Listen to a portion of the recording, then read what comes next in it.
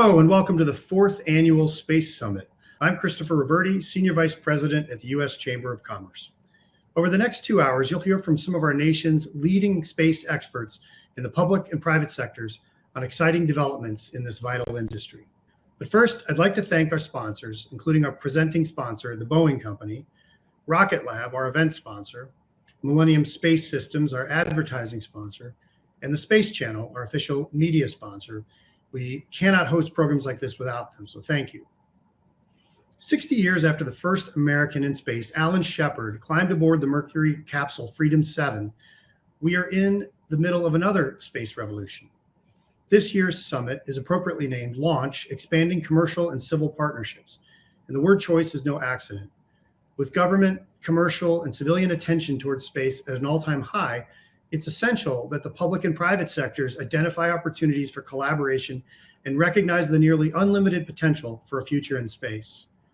But the current level of activity will soon become a floor. It's estimated that the global space industry could generate revenue of $1 trillion or more by 2040. We can expect to see 110,000 new satellites orbiting the Earth by 2030. And NASA, in coordination with private sector partners, plans to once again send humans to the moon and will apply the lessons learned and the infrastructure developed in that mission to facilitate future manned missions to Mars. But how can the public and the private sectors work together to secure this bright future? First and foremost, international cooperation is essential. As more and more nations develop space programs and delve into space exploration and space-based commercial activity, coordinated and constructive dialogue between our global allies will be crucial in establishing workable rules of the road in space.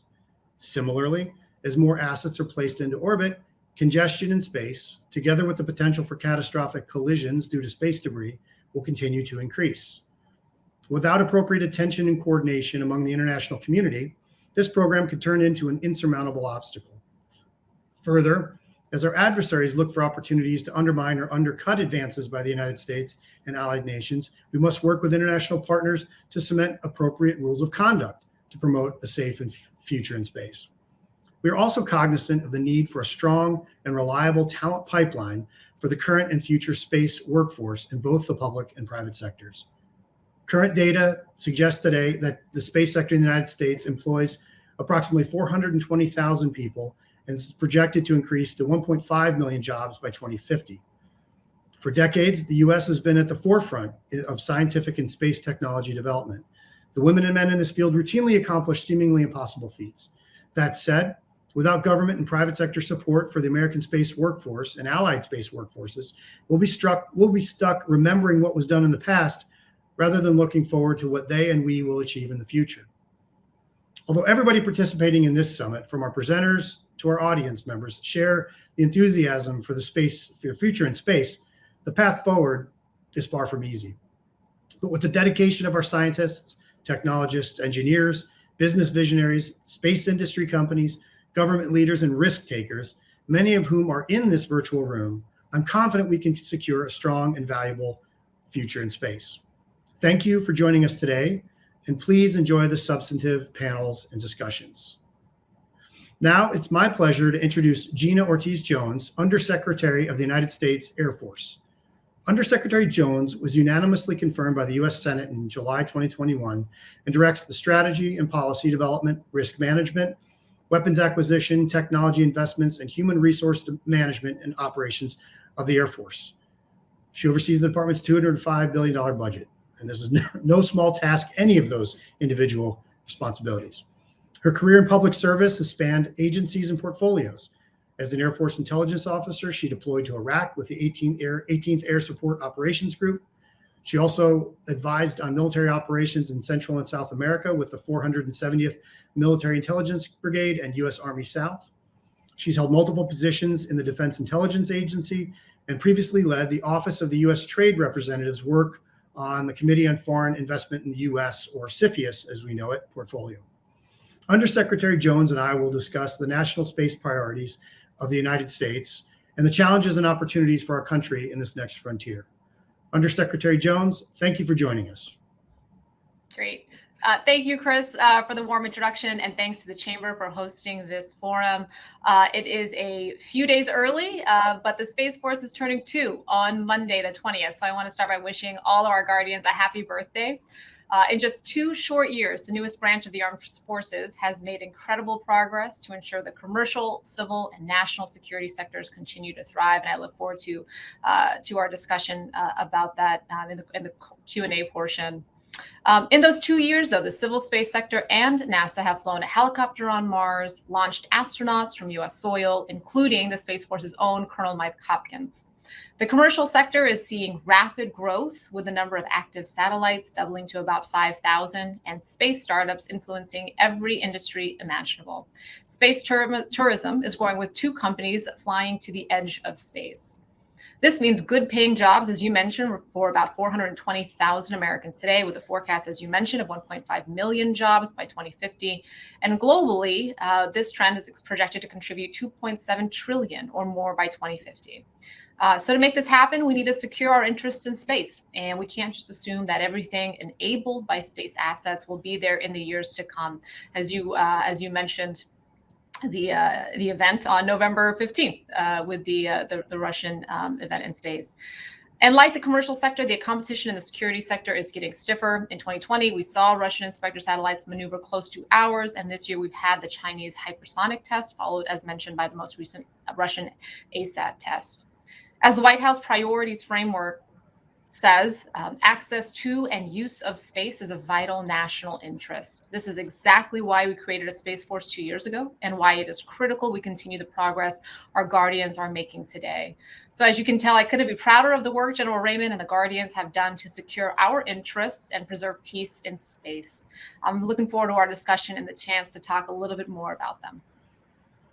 Well, thank you, Undersecretary Jones. And those are great opening remarks. And, you know, one of the things that the Chamber has a lot of muscle memory in, particularly in our work in the National Security Policy Team, is fostering the public and the private sector collaboration and serving as the connective tissue between government and the private sector. And so we really look forward to working with you and your colleagues to advance that mission into our space policy work, because we couldn't agree more. This is a vital to our national and economic security, both of which are linked. So I'll start with a question, and I think it sort of follows naturally. You know, activities in space are inextricably linked, at least for now, with the operations on Earth. I'm talking about satellite systems, innovative experiments, transportation, and there's increased risks in defending this infrastructure. And you sort of alluded to that with those ASAT tests and others. As discussed in the recent National Space Council meeting, it's no secret that our adversaries are seeking to understand how they may harm American and allied assets in orbit, and are developing capabilities to do so. So can you give us a little bit of an idea of how the Space Force is working to bolster resiliency and critical capabilities in this environment? Yeah, well, Chris, again, thank you again. You know, our competitors have done their homework, and they know just how reliant we are on space as a nation. They know space enables the economic and the military power of our nation, and that our allies and partners, and they see counter space capabilities as a way to threaten our interests. So first, we've got to get our space order of battle right as one of our 7 Department of the Air Force operational initiatives. And what I mean by that, Secretary Kendall came in and wanted to focus very clearly on a couple of things that frankly make us as successful as we possibly could be in a high-end fight. And when he talks about these, first among those, again, is getting our space order of battle right, understanding not only what we need to do when it comes to certainly protecting our satellites, but also the critical enabling that is done by space for all of the other services, as well as you mentioned, for frankly the day-to-day lives of every American. So much we take for granted that is enabled by space is protected every day by the men and women serving as guardians today. So we've got to be proactive in our approach to our future force, and the Space Force is leading that charge. I want to highlight our Space Warfighting Analysis Center, or SWAC, since we have an acronym for everything, where a bunch of this work is going on. So the SWAC is looking at the threats through wargaming to inform the joint force on where we need to establish service requirements and then fund those requirements. They started their work with our aging missile warning systems that are key to our nuclear deterrent, and succeeded in designing a far more resilient missile warning system. And, you know, as mentioned, the Russian ASAT event on the 15th of November created about 1,500 to 1,800 pieces of debris, which is why a resilient architecture is so important when you think not only about the uncertainty, but the potential effects should any of those pieces of debris affect one of our systems. We also know, though, we can't do it alone. So we need the help of our partners, our allies, and of course, all of you in industry. We know we have to move faster. We call it a pacing challenge for a reason, and that pace is accelerating. So to sustain our advantages, we've got to move faster than our competitors, and not just in short sprints. Space Force is built to move fast. It's a lean force, as you know, and we have to deliver capability to the joint warfighters at the speed they need to counter the threats. Space Force is lean, and being new, the bureaucracy isn't fully baked in every process, luckily. And we'll work hard to make sure it doesn't get baked in. Well, as somebody who also worked in government, I can appreciate that, and I wish the Space Force well, and we would definitely, seek to do what we can at the Chamber to help in that mission. I want to pivot a little bit to just ask you a question about the Air Force. So, years of U.S. space policy has accelerated industry launching into space. And how will the Air Force work with and partner with industry to innovate and adapt its technical capabilities to be able to take advantage of the strengths and authorities and capabilities of both? Yeah, that's a really good question. And I think, frankly, as a department of the Air Force, we have our best chance of being successful, not only in a high-end fight, but also, frankly, as we advocate for resources to make sure we are investing in the right capabilities, that we, in fact, talk about the interconnections between the Space Force and the Air Force. Again, there are, natural connections, certainly as some Air Force missions transition to being done from space. That's a kind of a natural progression, but also, again, as we think about the capabilities that are enabled by the Space Force for across the joint force. I think what's really critical, though, as we talk not only about the success of the Space Force, as you mentioned, the success of the Air Force, is recognizing just kind of fundamentally, right, that we have got to invest in the right things. And that means we've got to divest from things that are not survivable, not effective, and not relevant in a high-end fight. The Secretary Austin talks often about the pacing challenge. And so we've got to, frankly, put our money where our mouth is, make those investments that requires us to divest from these things that are frankly bogging us down and are not going to give our airmen and our guardians the best chance of being successful. So as an Air Force, we're looking at what, again, all based on informed by our understanding of the threat in different timeframes. But what are those capabilities? How can we ensure we're best postured for those? And then how do we make the argument and help convey the risk of frankly not investing in those capabilities as quickly as possible, right? We just, our most precious resource is time. And when we have a strong of an appreciation of the threat, as we do and as Secretary Kendall has, then it becomes very clear the types of investments we need to be making now, not only in the Air Force, but certainly in the Space Force as well. Well, yeah, and it's always difficult to make those tough cuts because there's programs that work, but may just not be aligned for the future. If you have time for one quick question, I would be remiss if I didn't ask you about workforce. And as you know, we're facing a labor shortage across many industry sectors, from technical to drivers, the whole gamut. Coupled with a demand for workers with advanced technical skills. So how's the Department of Air Force leveraging partnerships with the business community and working to attract and retain the workforce of the future? Yeah, absolutely. Our strategic advantage will always be our good folks serving in uniform, as well as our civil servants and our contractors, and as mentioned, our industry colleagues that help bring our good ideas or our good ideas developed together to life, to fruition.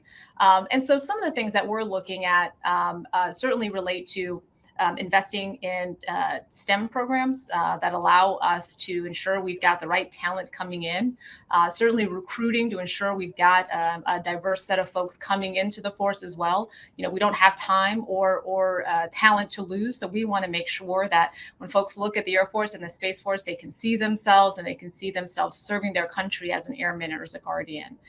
So those are the types of things that we're looking at as we look to bring talent in. I think we're also recognizing there are are some disparities, frankly, that we can address within the Department of the Air Force to ensure everybody courageous enough to serve their country as an airman or a guardian can do so to their full potential. So we're looking at how do we close some of those disparity gaps, certainly when it comes to promotion rates, folks selected for professional military education opportunities, and those selected for those assignments that are really seen as kind of jumping off points for a certain trajectory into senior leadership ranks. So, we are looking at, again, how do we prepare for the high-end fight? How do we ensure everyone can serve to their full potential? That's what the Department of the Air Force is focused on.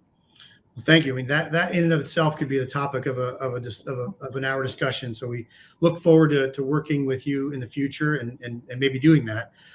Thank you again for taking your time and sharing your insights with us. We really look forward to working with you in the future. And now I'd like to welcome Ellen Stoffen, Undersecretary for Science and Research at the Smithsonian, to host our next panel on international collaboration on managing space traffic and orbital debris.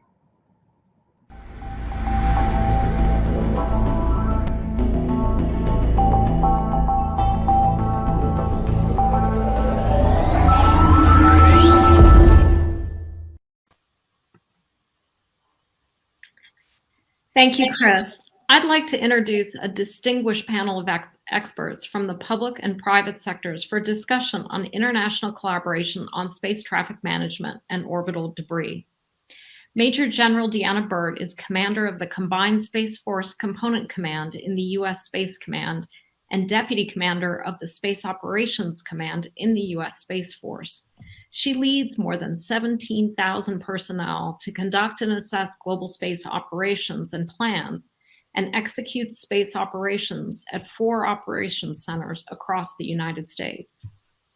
Charity Whedon is the Vice President of Global Space Policy at Astroscale US, coordinating and synchronizing Astroscale's global policy efforts towards spaceflight safety and long-term space sustainability.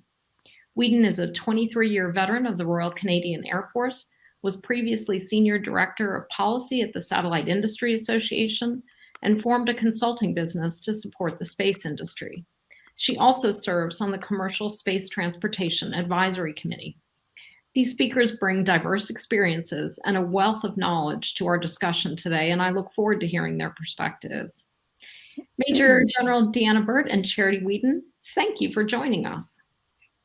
Thank you, Ellen. Oh, it's great to be here. Thank you, Ellen. I'd like to begin with some of the challenges of space, which we heard a little bit about in the previous session, specifically space traffic and debris. U.S. Secretary of State Tony Blinken said a recent Russian anti-satellite weapons test generated over 1,500 pieces of trackable orbital debris, and it forced ISS crews to take shelter for hours because of the danger posed by the debris field. We know the future of space is international. I'm going to start with you, Major General. What steps do you think need to be taken to ensure we're establishing and enforcing clear guidelines for how countries and companies are operating in space? And then we'll go to you, Charity. Oh, thanks, Ellen. I think first and foremost, we have to, like all the other domains, find a way to separate what are the responsibilities of military, and then what is that civilian control or commercial entities that need to have that capability. So when we look at the space domain today, it's very different than what we've seen with the air and sea domain, for an example. So in the air domain, you have both the FAA and then you have military control of particular military airspace. And those distinctions really separate who is responsible for doing what. The space domain is different, and it was built in the government primarily. And so it's grown up with a purely government-led process of what we look at as responsible behaviors. You may be aware of the SecDef posted, SecDef Austin posted our responsibilities and how we would responsibly, our 5 tenets in space.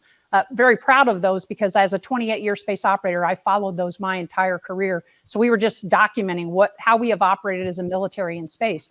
But what does that mean for commercial and coalition, and how do we get their buy-in and moving forward of how we work together seamlessly in the domain so it's free, fair, and safe for all? And then if it should be defended or there need to be military operations in space, then the military would be responsible for those operations. So separating space traffic management and a civilian entity, very similar to the FAA for air or Department of Transportation when we talk about the sea, and then how do we work those responsibilities? And then the military still focusing on space assets for the Department of Defense, but now getting to some of those discussions you heard in the previous conversation of making sure we're tracking the threats and we're focused on the space order of battle. I think those, if I could get out of tracking debris and the things we talked about and get focused on the threat, I think that's what we've seen as we go from a peaceful to a warfighting domain, why this necessity to separate. But again, it's no different than the air, land, or sea domains, and that you have civilian entities that have set up rules of behavior and norms for everyone to operate, and then the military operates inside those in times of war to do that in a safe manner. But Charity, I'd be interested in your thoughts. Well, you're absolutely right that the space environment is encountering many challenges today. And it's very complex. As you note, a lot of international players are in space today. Over 100 countries are part of the United Nations Committee on the Peaceful of Outer Space. So this is no longer a domain of superpowers. There's a lot of personalities and interests involved in moving forward to make sure space is sustainable. So yes, the future of space is international. It's also commercial. And we need to protect the potential, that potential of the future where space continues to be an element of diplomatic and economic power. So if the US wants to see norms and guidelines established globally for operators and to influence those, the first thing that should come to mind is looking domestically. What is established and effective here? And then hear the same from the international community and build consensus. This is ongoing right now in the long-term sustainability working group at UN COPIUS, but there's also a lot of opportunities to do this bilaterally and multilaterally and to involve industry, because let's face it, industry is in space and there's a lot of investment and should have a voice in coming up with solutions for long-term sustainability. Thank you, Charity. And I'd like to follow up on that with you, Charity. I mean, according to NASA, more than 27,000 pieces of orbital debris, or space junk, as we like to call it, are tracked by the Department of Defense's Global Surveillance Network, or SSN sensor. The risk of collisions due to space debris and overall congestion has increased dramatically. For companies, what do you think is key as we think about end of service life planning and execution of active assets on orbit, as well as debris removal?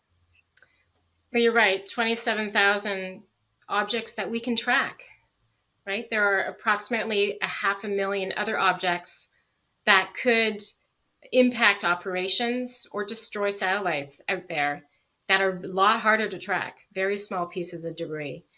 And add on to that, the flourishing space industry getting into orbit in numbers that we've never seen before. So what you're describing in end-of-life services and active debris removal is a suite of activities to remediate the space environment, whether it's an end-of-life service after one has done its mission, unprepared capture and disposal of large objects, solutions for small debris, and so on. This is effectively space environment management, or SEM. And together with actionable space situational awareness and space traffic management, that's the rules, the best practices, and structures surrounding operations in space. These components are necessary for short-term safety and spaceflight safety and long-term space sustainability. So we at Astroscale, we've been thinking through this concept, as you can well imagine, and we've identified several key items missing today to support commercial SEM services in particular. And the first is policy development that assigns roles and responsibilities and authorities for such missions. But the second item is also increased and focused investment in space environment management, research, and development. The Office of Science and Technology Policy in the White House is currently seeking inputs to prioritize debris mitigation and remediation activities. Here, the commercial innovation needs to be front and center. Third, commercial operators and service providers need financial incentives that reward clean space. A debris-laden and risky space environment is costly to operate in. financial incentives would be a significant motivator for behavior in orbit. And they could be proliferated internationally, financial incentives. But finally, and not least, is back to the international side of things to establish certainty for these commercial operators and providers of space environment management, that international legal and liability certainty that is currently missing from these operations. So there's lots to be done, but if you can break it down into its components, there's stuff that can be done near term, and we work towards the middle and long-term solutions here. Excellent. Deanna, as you look at the future of what's going on in space and the space industry and in innovation, where do you see the biggest challenges from where you sit, and what makes you optimistic?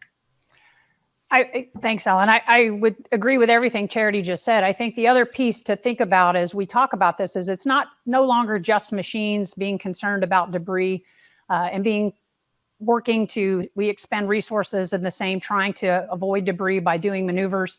It takes and affects the long-term gas of those capabilities. But now we also have humans on orbit. So think both the ISS, the Chinese space station, as we mentioned earlier in the intro, there's a lot of commercial space travel that is starting to happen. So now you talk about the risk to human life. And we haven't even really talked about going to the moon no earlier than 2024 and staying with NASA, or even Mr. Musk and SpaceX trying to get to Mars. So it's no longer just about machines. There are humans at risk here. And so it is really, really important that we get this traffic management right, because it is dangerous for human life. I think to continue to grow, we have to do, as Charity mentioned earlier, this is a partnership with our international and commercial partners. Here at the Combined Space Operations Center, we work with our coalition partners and share information on both space traffic management and threats day in and day out. We have to also do that with our commercial integration cell, and we have 10 partners here commercially that we work with and share those same kinds of threat information and working day in and day out to make sure those capabilities are protected. But that has to grow beyond that. And how do we continue to share information at multi-classifications, both from unclass all the way up to the highest levels as required, is the area that I'm most concerned about, making sure we can clearly and transparently talk to our partners and allies and how we would share that information for the free and fair use for all.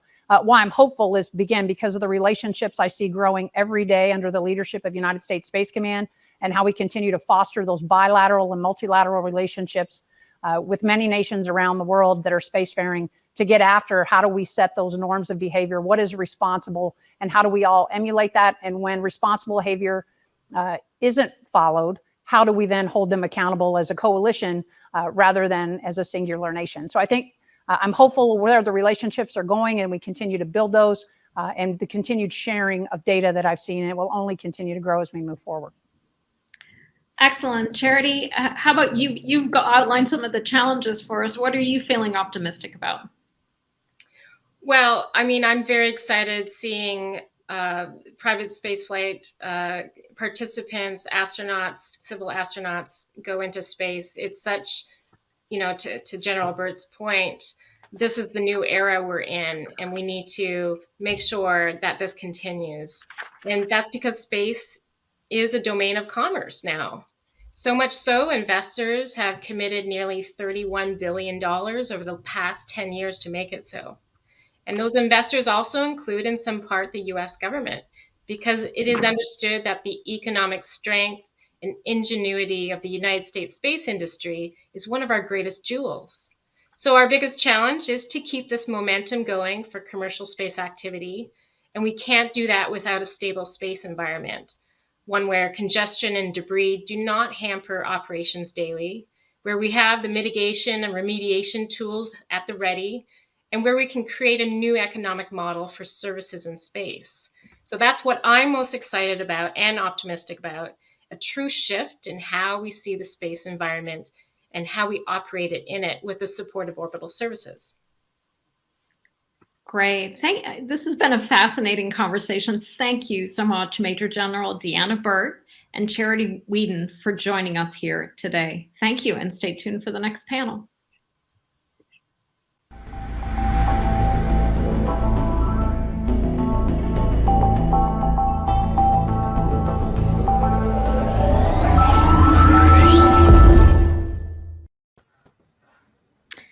Turning Turning now to part of the dynamic market that is driving the volume of launches and innovative technology in space, I'd like to welcome our next speakers to the stage to discuss these opportunities and also recently announced Starlab station.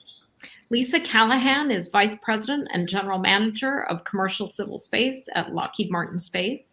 She leads all aspects of execution, strategy, and growth in the commercial and civil markets of human and robotic deep space exploration. Marshall Smith is Senior Vice President of Space Systems at NanoRacks, where he oversees the development of the company's customer-focused commercial space stations, outpost platforms, and supporting systems. Previously, Mr. Smith served in a variety of roles at NASA. Thank you both for joining us here today. Thanks, Ellen. Thank you, Ellen. Now, the space market is expanding rapidly, and Morgan Stanley recently estimated that the global space industry could generate revenue of more than $1 trillion or more by 2040. As we've been watching the private space industry evolve over the last 2 decades, how do you view the massive growth we're seeing in this market and the addition of more private sector firms? And Lisa, I'll start with you. Well, Ellen, I think it's super exciting, right? The rapid growth that we're seeing in this market is just amazing. There's a huge amount of new technology and innovation that's flowing into the space sector, which is excited. And as you mentioned, a huge amount of investment, private and capital investment coming into the market. And this investment, in my mind, is not just going to benefit the science and exploration that we do in LEO and beyond, but it's also going to create innovations that can benefit us back here on Earth. The technology will help us to live and work, and the technology that will help us live and work in space is directly applicable to helping us here on Earth as well. As a really simple example, I would just use power. We're going to need space and nuclear power to survive, have humans survive in space for long periods of time. And that's a resource that we're going to need back here on Earth as well. Not to mention that it's creating jobs here on Earth. Everything that we do today is done on Earth and then sent to space, so that creates jobs.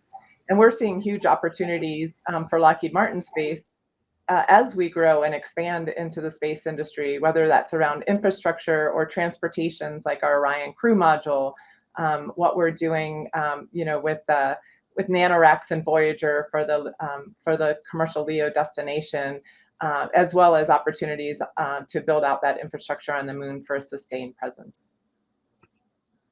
Marshall, how about you? They're all great points. And, I left NASA. One of the reasons I left NASA is because I think that we're at an inflection point. The what's happening now in commercial space is unprecedented. The growth is massive growth for a number of reasons. The world is engaged with space. They understand the value of space, exploration technology. The markets are actually themselves are showing that space is the next economic frontier, and the rapid growth that we're seeing is going to change the world as we know it. Technologies that Lisa was pulling on are key. Also, I think what we can do in commercial space will free up governments and other entities to do things further out in space, going to the moon, Mars, and beyond. And lastly, I'll just hit on something a little bit different. I think this rapid growth is really going to bring in a whole new, young, diverse generation of the space world. Instead of just the people who are the engineers and the people that have just kind of plodded along and done a fantastic job, you're going to see a lot of diversity, whether it's not just more than engineering, it's accounting, marketing, design, IT, manufacturing. To create a whole economy, it's going to require everybody. And I think you're going to see a massive change in the way we do business in space and on the ground. Marshall, that's a great point, and I think it's that diversity piece is something we're all really excited about. Now, Lisa, NASA recently announced the Commercial Low Earth Orbit Destination, or CLD, project to support the development of private space stations. Lockheed Martin and NanoRacks, in collaboration with Voyager Space, have formed a team to develop the first ever free-flying commercial space station, Starlab, planned to reach initial operation capability in 2027.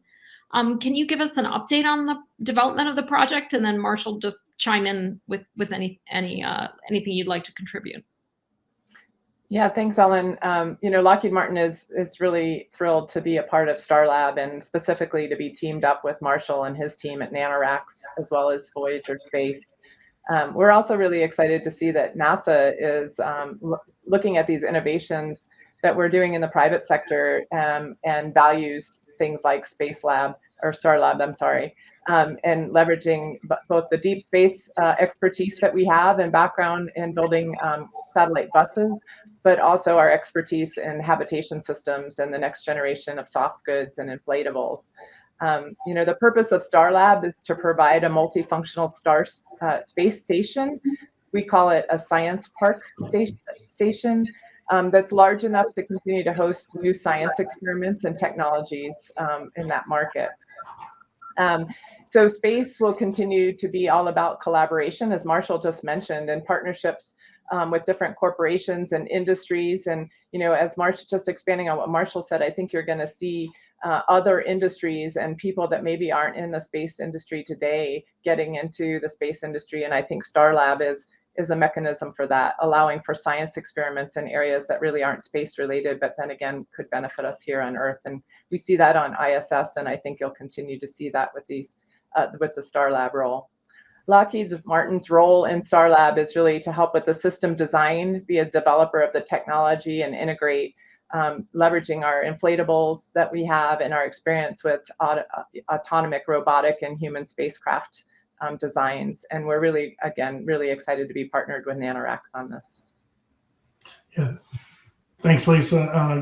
We're very excited as well. We look at this as the first commercial free-flying space station that is going to be out there in 2027. That's a tight schedule. If you don't shoot for something, you're not going to make it. So we want to have a tight schedule, but it is realistic.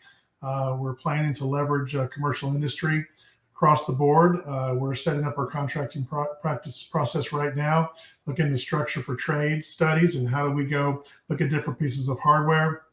Where do we get those partnerships and agreements made and bringing those into the overall system. Right now we have our strategic partners are Lockheed Martin, which Lisa just talked about their role. Very excited about that. But also she mentioned something called the George Washington Carver Science Park, which is named after a great American scientist. And, after our announcement from NASA, we announced the founding leadership of this science park, which includes Zen Technologies, USRA, which is University Space Research Association, the Ohio State University, and the International Association of Science Parks. And again, that is about how do we access global markets to get the research done effectively on the ground, transferred to the vehicle, do the research and the work that they want to do on space, and get that data back to them. And looking at how we develop that whole system is really important to streamlining the work that people want to do. There's a lot of people out there that want to work on a vehicle like Star Lab and really accelerate the process, and that's what we're going to be doing here in this process. So a lot of future partners will be coming down the line. A number of future partners will be coming down the line, and we'll be providing updates as we move down the road. Excellent. It's so exciting. I'd like to think a little bit forward. Let's think beyond 2027 to the future of the LEO economy, the lunar economy. And I'd really like to hear from both of you about, how we're working to build this economy, what you're optimistic about, in really thinking about how these collaborations that are taking place are really leading towards that LEO economy that we talk about a lot. Yeah. I guess I'll go first this time. Yeah. So, obviously, having come from the government, I see great progress, especially in how the government has embraced new contracting mechanisms that kind of favor commercial companies, from commercial cargo to commercial crew, look at the human landing system as we move forward, and now commercial LEO destinations. I'm really encouraged at the way this is moving and how it's moving forward. I'm also really optimistic about the cost of access to space. Those are the kinds of things that make this happen, because we have commercial cargo, we have commercial crew, and those provide the access. As those cost drops, it opens up things that we can make available like Star Lab and commercial space that will actually make it more profitable, more usable, and again, makes it have an ability to make a profit, which makes commercial space possible for research and personal space travel. You asked some of the things that I think are challenges on this, though, is we need to continue working. How do we get through government regulations? How do we work through strict requirements? All are huge, have been a huge challenge for space companies, commercial space companies. Obviously, these regulations are in place for a reason. They rightfully exist. We get that. I having recently been at the government, I understand why they're there. But also, we need to figure out what that balance is. How do we have a safe, open operating environment, but have an increased collaboration between the government industry to make sure that we're doing the things that we need to do to meet the intent of these regulations as we move forward. Lisa, your thoughts? Yeah, I think as I started the whole conversation, I think it's super exciting, the rapid growth that we're seeing in the space industry, and the opportunity. I see the opportunity now with the increase in number of private industries that are involved in this, the government's interest in this, academic interest, to really grow that sustained presence on the moon and go even beyond the moon onto Mars, which is just what we humanity really need to do. What it will do for us is pretty amazing, right? It's going to inspire the next generation. It's going to keep that STEM workforce energized and inspired. It will create, if I could use the Artemis generation as opposed to the Apollo generation that many of us grew up in. And all of what we do, I'll just foot stomp, I think is going to really help us and benefit us here on Earth as well. The opportunities, the innovations that we do in space will come right back here to Earth as well. So I would also just emphasize what Marshall said about, I think there are some challenges in just understanding what are the policies and regulations. Any industry that moves rapidly stays ahead of those. And so I think your last panel just talked about space debris, and that's obviously another area that we need to focus on as we move forward. But the future is so exciting and so bright. It's a great time to be in the space industry, and it's wonderful to see more and more industries engaging and being a part of that space industry. Thank you, Lisa Callahan and Marshall Smith, for joining us. And this has been really exciting to think about that whole inspiration piece, the diversity piece that we're all working so hard to bring in. I'd now like to welcome one of my favorite people, Carol Hallett of Counsel at the U.S. Chamber of Commerce, to the stage. Carol?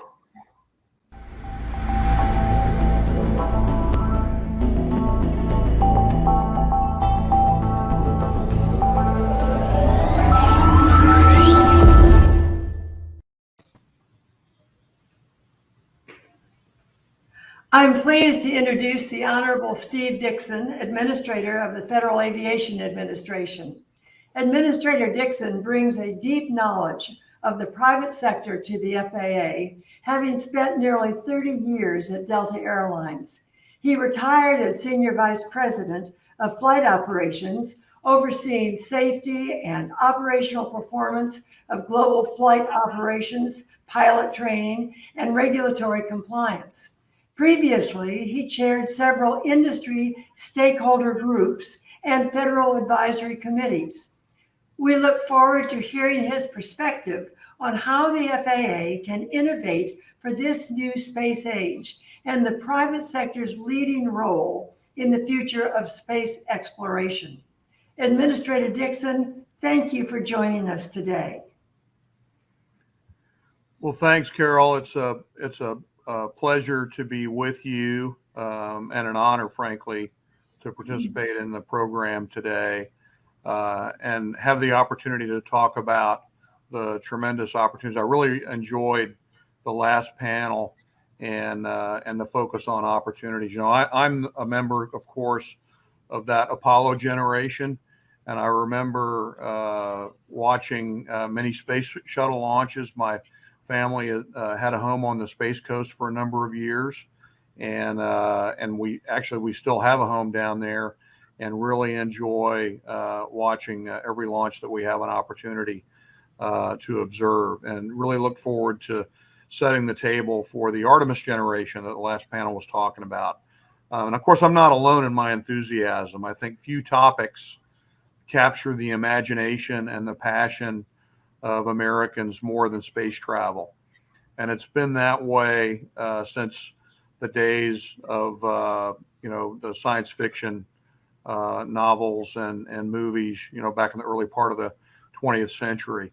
And of course, it really kicked into high gear with Apollo and the Space Shuttle programs, and most recently with NASA's planetary work. Just amazing machines and amazing capabilities.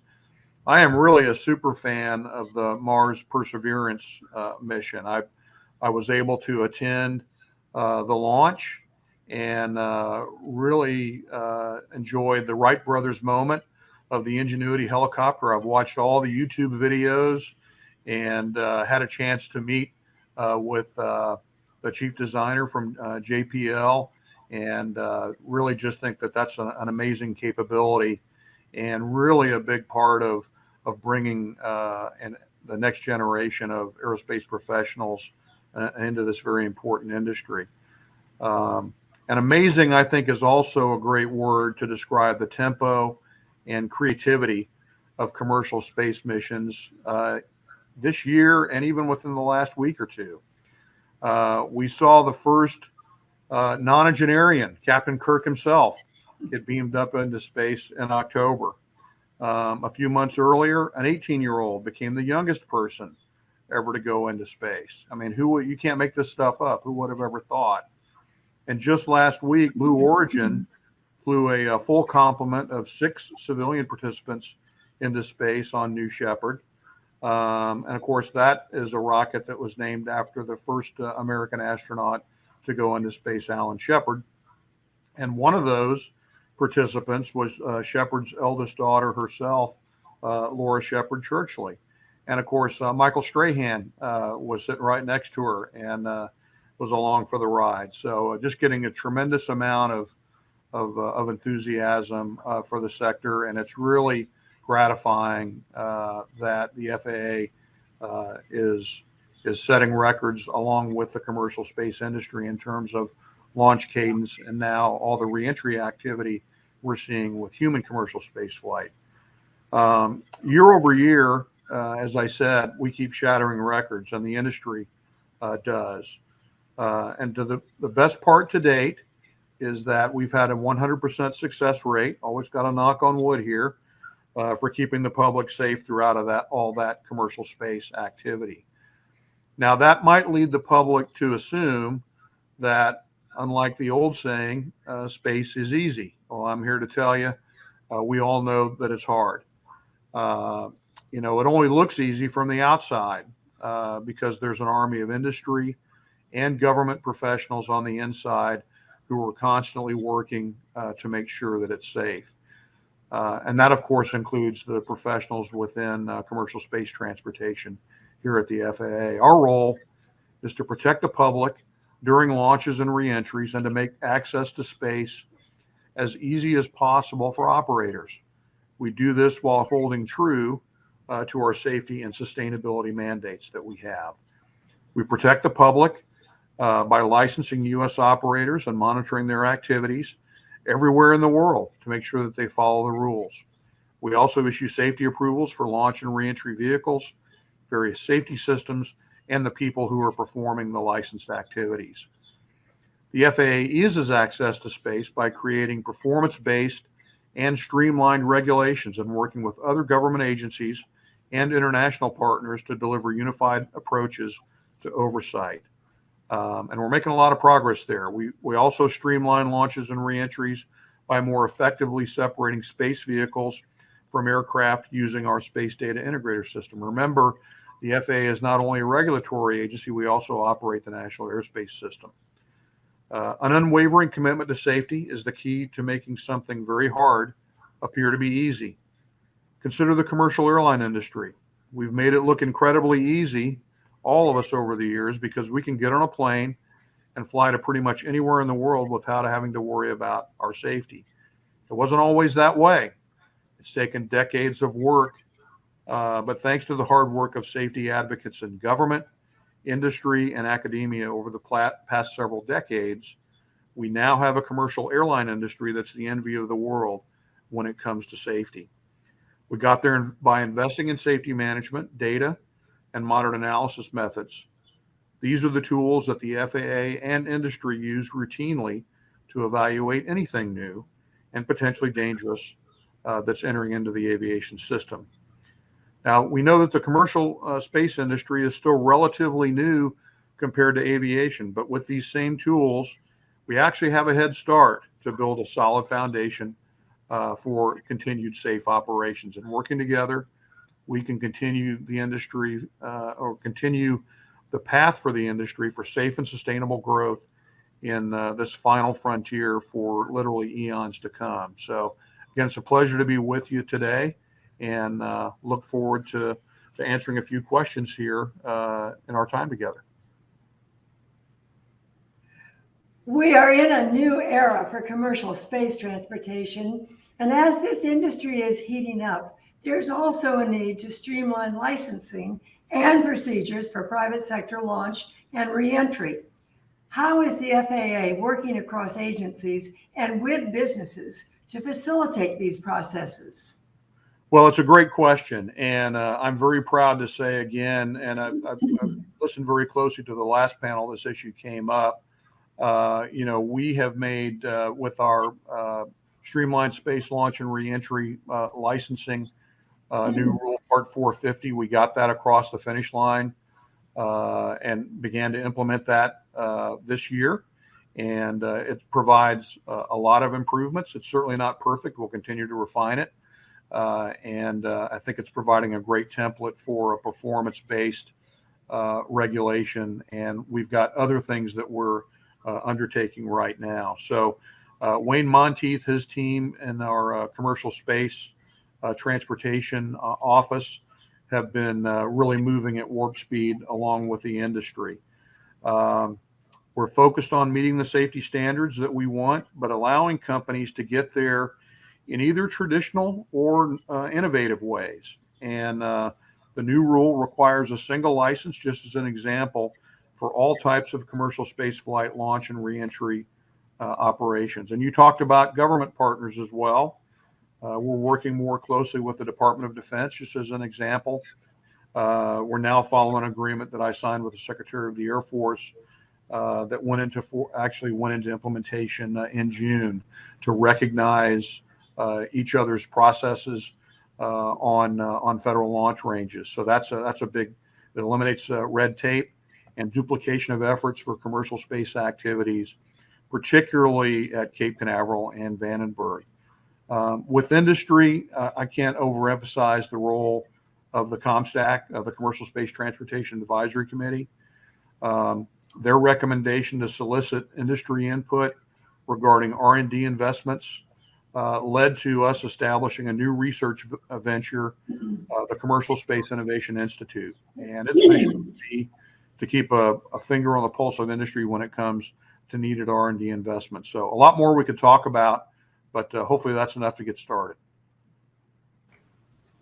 As we've seen commercial launches ramp up, whether it's satellites or the budding space tourism industry, we're also starting to see space traffic jams. It has implications for traditional air travel as well as low Earth orbit. How is the FAA working with other government agencies and the private sector to address these issues? Well, it's obviously an important issue, Carol, particularly as we're seeing really double the launch cadence that we saw last year and in previous years, and continuing to ramp up considerably. So the same rule that I talked about a minute ago, the launch and reentry licensing rule, SLR2 we call it, it addresses space safety and sustainability by doing more in the licensing process to avoid collisions with other objects during launches and reentries. The rules also help us prevent the creation of new debris during these critical phases of flight. But there's more to come. This coming spring, we expect to publish an orbital debris mitigation draft rule so that we aren't creating unnecessary debris that limits our growth in space. We also want to make sure that we can properly dispose of the hardware that we send into orbit. And this effort will benefit greatly from the FAA's interagency work and take into account the government's updated orbital debris mitigation standard practices. And we're not doing this in a vacuum. Our AST team is working closely with our international partners as well through the Space Debris Coordination Committee. And at the end of the day, we want to make sure that we're advancing a policy that'll take a hard look at what we put into space in terms of functionality, as well as the environmental sustainability aspects of our space ports and our launch activities as well. Turning to a huge topic for any industry or agency right now is sustainability. The FAA provides grants for sustainability planning and also has been employing space technology to help with making air travel more sustainable. For those who may not know, would you be able to share more about this and the FAA's role in bolstering sustainability and environmental protection as the commercial space industry is expanding? Sure. You know, as I said before, the cadence and the amount of activity has really ramped up. I mean, really double on an annual basis what we saw in previous years, and going up. You know, I believe we had 64 launches and reentry, FAA commercial, licensed operations in fiscal year 2021, and we're expecting to be over 100, within a couple of years. So that's a tremendous, increase. This boom has been this growth has been a boon for advanced manufacturing. I've had an opportunity to see some of these processes for myself. U.S. launch services rely on advanced manufacturing, and we're the source of 40% of all commercial launches, more than any other single country. So this brings more than $2 billion a year in revenues to our manufacturing industries, and all this stuff is made in America. It's also all about innovative operations. So these processes are much cleaner and greener than they have been historically. Alternative fuels, smarter reentries are all things that the industry and government are working together on. This will allow us to reap the benefits of commercial space operations in the most responsible way possible. Of course, reusable launch vehicles, which are becoming more and more common, and we see it certainly with the SpaceX Falcon 9 on an almost routine basis. It still amazes me. That reusability spurred growth by reducing costs, but it also is, of course, less waste. And we're seeing this with more and more operators out there and more different types of vehicles. So we encourage environmental protection by going beyond the minimum public engagement requirements of NEPA, certainly as well when we do our licensing activities. In addition to giving public notice of meetings and taking comments, we also have regular public meetings with communities who are affected by space operations. So continues to be a lot of great growth going on, but being done, I believe, in a very responsible way. Thank you, Administrator Dixon, for taking time out of your busy schedule to share your insights with us today. And now I would like to welcome Peter Beck, the CEO of Rocket Labs, to the stage.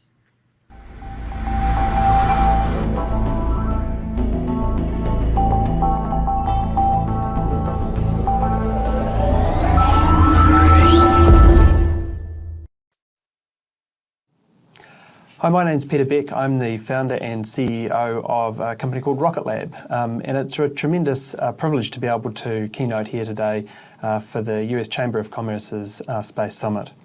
First, let me tell you a little bit about Rocket Lab. We are an end-to-end space company. I think we're most well known for our launch vehicles lifting small satellites to orbit. But we also do a lot in space systems as well.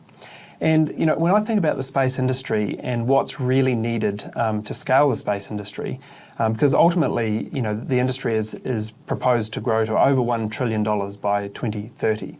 But there's some fundamentals that need to happen to enable that. And one of those fundamentals is, the space industry is defined by a number of kind of small companies, often Ma and Pa companies, that build the most beautiful and exquisite technologies, but there's a real lack of scale there.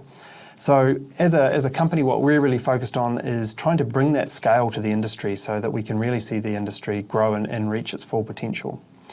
Now, 2021 for the company has been a super crazy busy year.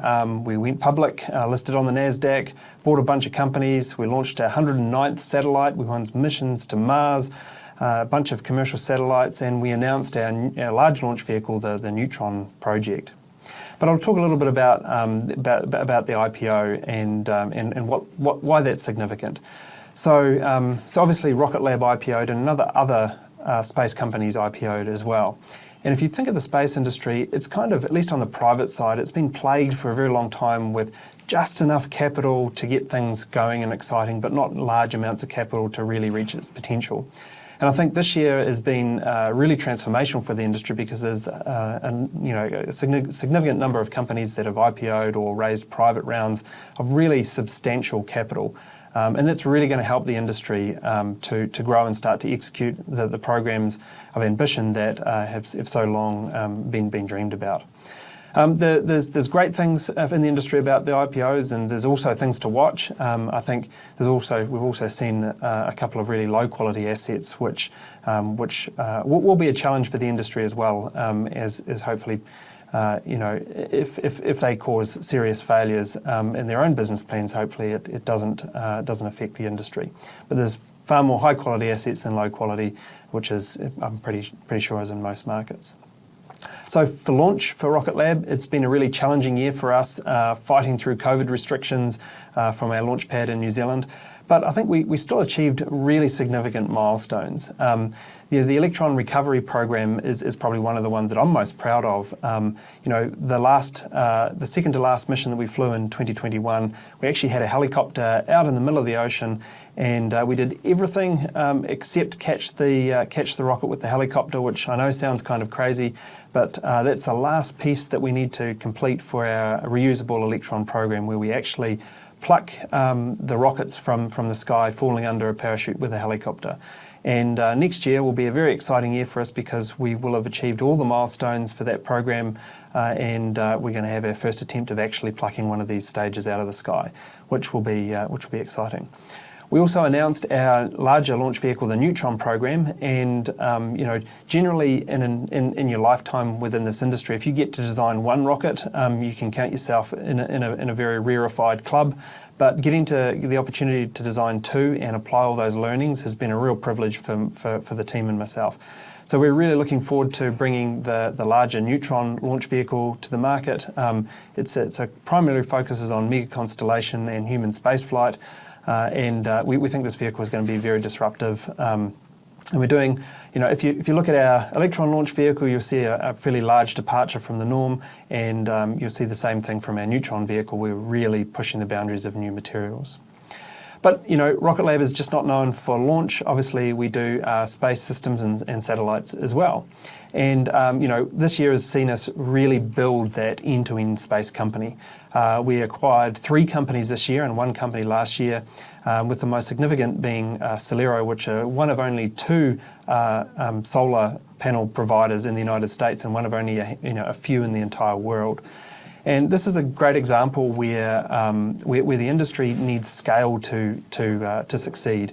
So whether it's reaction wheels or separation systems or software, of all of the companies that we've bought, we're really putting the hammer down and applying scale to this industry to really enable the growth of mega constellations and lots of other really exciting projects into the space industry. And we get to do some cool stuff as well. We have a bunch of really cool interplanetary projects as well, one to Mars, a private one to Venus, and our moon mission. But there are some challenges in the industry. One of the things that we're very vocal about is orbital debris. This year, we saw a really disappointing satellite missile test from Russia, and it's created a tremendous amount of debris. Feels like, at least to us, there's a bit of a gold rush going on to orbit. But we absolutely have to think about how we do this from a sustainable standpoint. And at Rocket Lab here, this is a very important part of the way we design our rockets and fly our rockets. I mean, the last 2 launches that we've done, the kick stage or the upper part of the rocket only stayed in orbit 4 days before it re-entered the Earth's atmosphere. The second stage only stayed in orbit for 13 days. So we're doing our very best to make sure that we're not leaving any rubbish behind in orbit for future generations, and I certainly hope the rest of the industry follows suit. And also hope this is the one place that generally I'm not super fond of regulation, but this is one area that we really are calling for regulation globally to really get on top of this problem before it becomes a problem we have to fix. And then finally, I want to talk a little bit about government and private industry. And I think it's actually the best time in the space industry. It's a super exciting time for both industry, private industry, and for government. It used to only be governments that could achieve such really significant and challenging programs. But what you're seeing now is industry actually taking on, a number of really, really challenging programs and providing those services, to government. So government are getting to feed off all of that private industry investment and advances and creating much more capability for nations. And it's almost happening in real time. You can watch space democratize in real time, which I think is, in my lifetime is super exciting because I grew up and it was only NASA that did amazing things. Now commercial companies are doing amazing things, and it's not a rarefied event. But the reality is there's still very, very much need for government nurture of the private industry. I look back at Rocket Lab and we just owe a tremendous amount to all of the government agencies for, whether it be NASA for giving us a break and awarding us a satellite launch program when we hadn't proven a thing. And US defence and intelligence communities entrusting us with their really critical assets that only decades ago would or less nobody would ever consider flying on such an early or even in some cases unproven launch vehicle. So the government has a huge role to play in continuing to nurture and grow the space industry. And as a result, within Rocket Lab at least, we don't see our government customers as customers.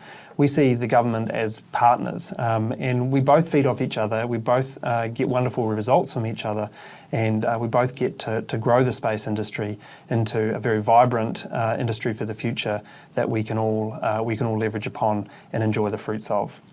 Thanks very much for the opportunity to talk to everybody today. 2021 has been a wild year, certainly for us at Rocket Lab and the rest of the world.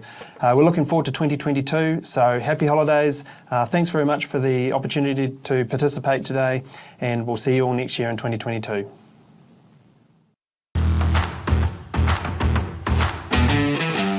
Curious, bold, clever. That's who we are at Millennium Space Systems. A small satellite company that is fast-paced and innovative, building satellites in months, not years. Our team comes up with clever ways to revolutionize space. We take risks, challenge the status quo, and embrace commercial technology. Because the missions we support matter, our work safeguards what's important: people. And when we launch and operate our satellites, we know each one of us made it happen. At Millennium Space Systems, you have the opportunity to grow your career in the direction that's right for you, in an environment that's open, inclusive, and collaborative. Are you ready to help accelerate the small satellite journey to space? Join us, channel your skills, and contribute to a greater purpose.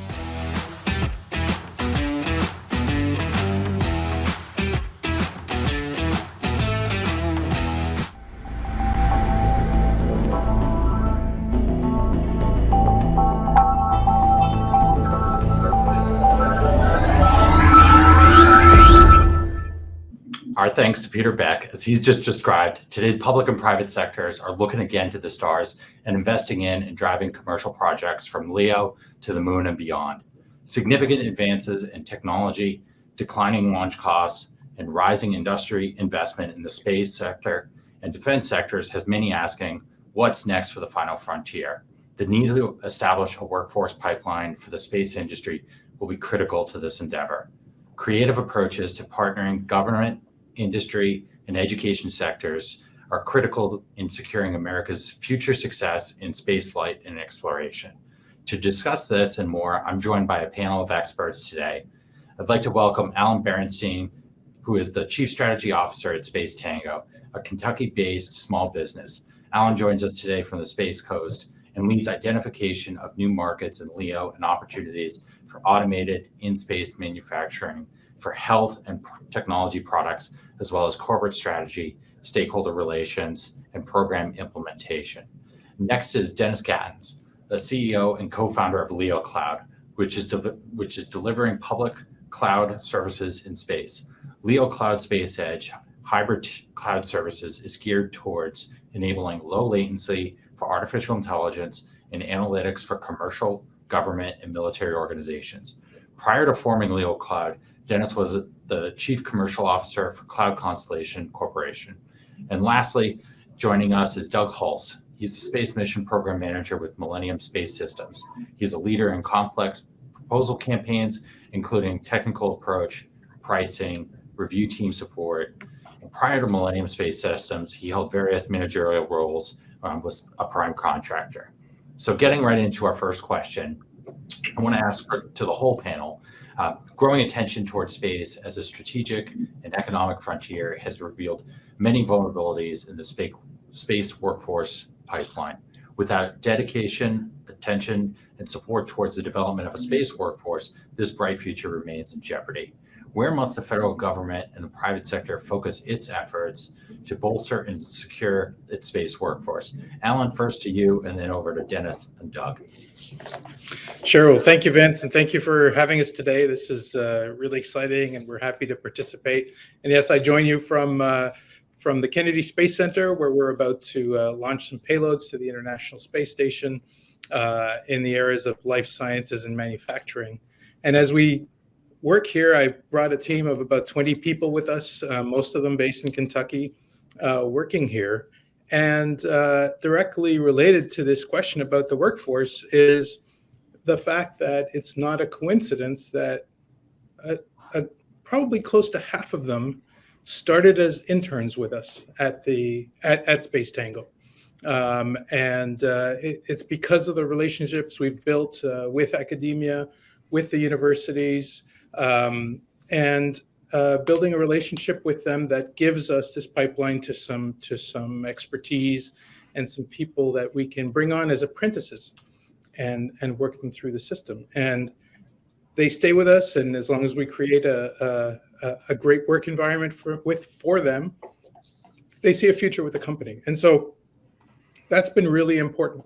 As we look towards the future and as our company grows into more new products and research and development, we can create some research linkages to some universities around the country, not just where we're based, and create some links that way as well to help build our capabilities overall.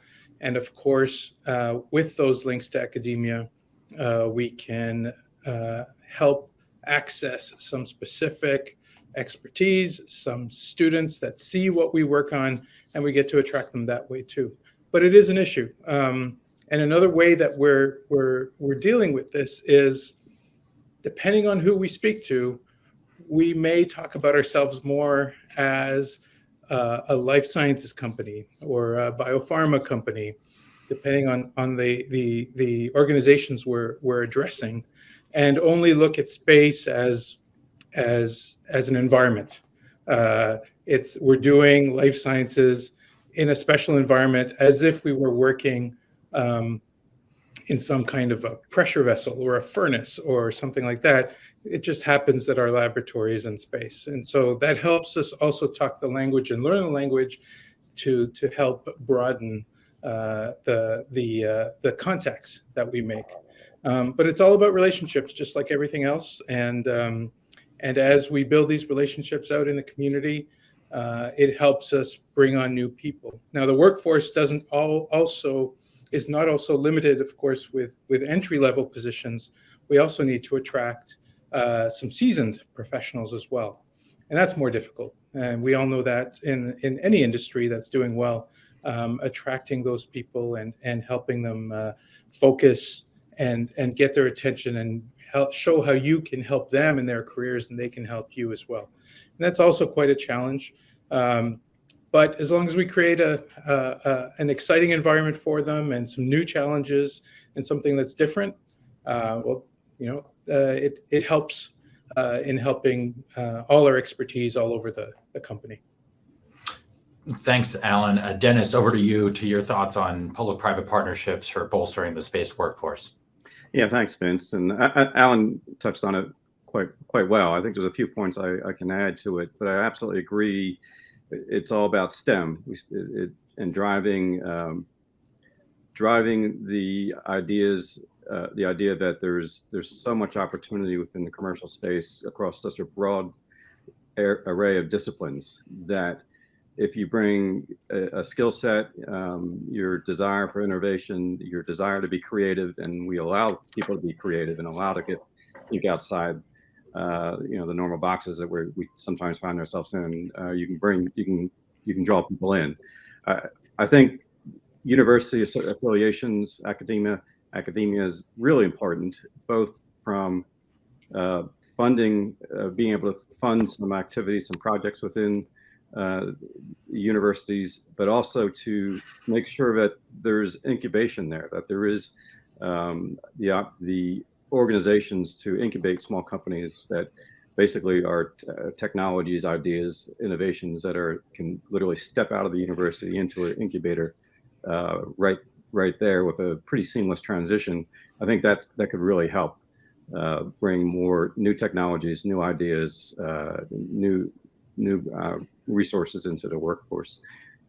The last thing and this is where really where LeoCloud is. I mean, we're early stage, gaining a lot of traction in the marketplace, but as we go through the funding pursuit process, we really need some more organization around the network of funding that really focuses on the early stage. Early stage always seems to seem a little bit further down the progress path than you would think. And so bringing earlier, and it is higher risk, we get that, funding into the smallest of companies, the point of where the genesis of ideas is occurring, I think could really bring additional level of innovation into the marketplace. Thanks, Dennis. And Doug, bring us home here on the space economy and the space workforce discussion. And what's going to take Millennium Systems from the employment today to really realizing the workforce of the future? Yeah, thanks, Vince. You know what? I think a really important thing is that we just continue to focus on raising the awareness of the opportunities that the space industry presents. Our industry is booming. We've heard that in presentations already earlier today. And, whether it's new constellations, human spaceflight, interplanetary exploration, there's a lot going on. But what I don't know if is as well known and understood is the work that companies like Millennium really do. It's exciting. It's innovative. We're doing real missions that have direct impact to global security, things like missile warning, Earth observation. And while, for example, with Millennium, we're still a fairly small company, employees have the opportunity to grow and take on new challenges, really whatever focus area you want to take, it's the opportunity is there.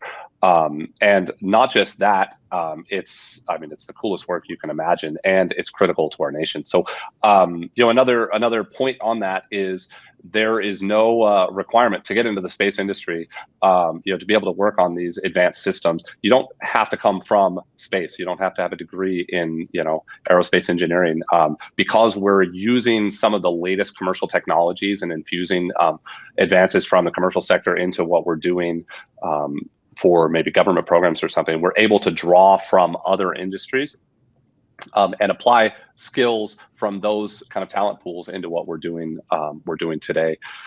So if you think about some of the top tech companies, they don't necessarily struggle with getting people because their products are exciting and people are excited to be there. So I think the thing I want to keep trying to do is, we've talked about partnerships, and I think all of that's super important. And as part of that, I think we need to work to get people excited about working in space because our technologies and our opportunities are, I mean, let's be honest, it's awesome. We love it. And working in space is it's just a really cool place to be. So let's continue to get that message out there. Thanks, Doug. From the Chamber of Commerce perspective, there's like 4 numbers that we love to hear: job creation, job growth, and then economic impact. And these 4 kind of stand out for me. Where we are today, number of jobs in the space economy, somewhere around 400,000. In a couple of years, we're looking at a growth of nearly 1.5 million jobs in the space sector. And then going from a $350 million economic impact today to somewhere where the Chamber estimates around a $1.8 billion economic impact by 2050. It's a really exciting, the potential for the space economy is seemingly limitless, but there are challenges and some hard challenges to operating in space that present unique and difficult obstacles. Again, a question for the whole panel. I'd love to hear your thoughts on how do you envision this future growth trajectory of the space sector, and what are some of the factors limiting such growth? And Alan, would like to turn to you first again. Sure. Well, what the U.S. government specifically has been really good at over the last decade or 2 almost is transitioning from building and owning their own space hardware to using the services of companies, right? And so from launch to transport to crew transport, next to lunar landers, and next to commercial space stations. And those kinds of policy decisions by the government really helps give rise to that economy, that ecosystem. And then with the government becoming a sort of anchor tenant for some of those services, certainly does help support and kick off the possibility for companies like ours and other companies to take hold and to go and get their own customers that are not government customers. But thanks to that government usage, it helps us grow. So that's on the growth side. There are some limitations in terms of when you do provide these government services. There are limitations in the types of launchers you're allowed to use and that could limit some of the commercial growth. There are limitations still for good reasons, but still there are limitations in the people you can attract to these jobs and what countries they're from. And so these are limitations we need to learn to live with, but also as this sector grows, the government could and should start to look at how to adapt with the changing needs to make sure that we can continue to grow at the pace that we could without these limitations, and comparing it to other disciplines or other sectors that may not need to deal with these constraints as much as the space sector does. So that's important as well. But sustaining it over time, sustaining the use over time is really important to us. It removes the risk.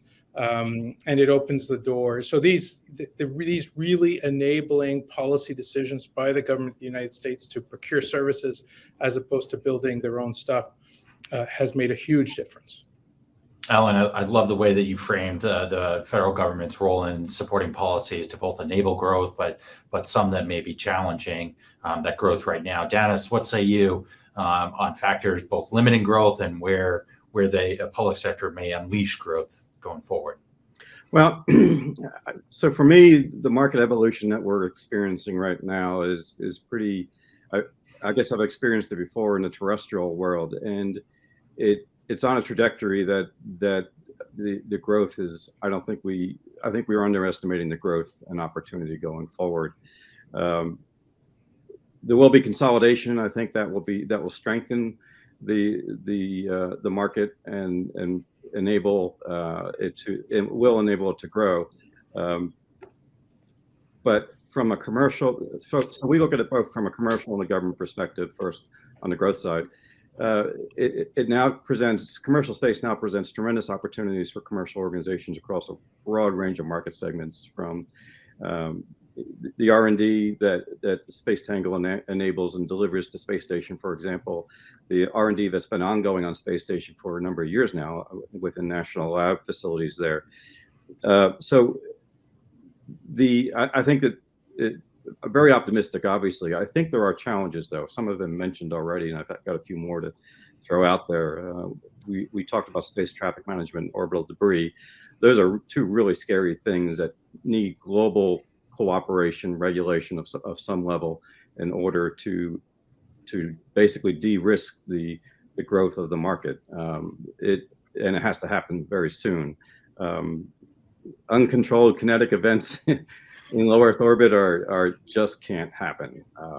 I mean, there's accidents, we understand that, but we've got to get things like that under control, and that's a global point of global cooperation. The supply chain, securing the supply chain, not only so that it's predictable and on a long-term basis, but securing it so that we know the source and the quality and the integrity of every single component that goes into a satellite or into a rocket, etc.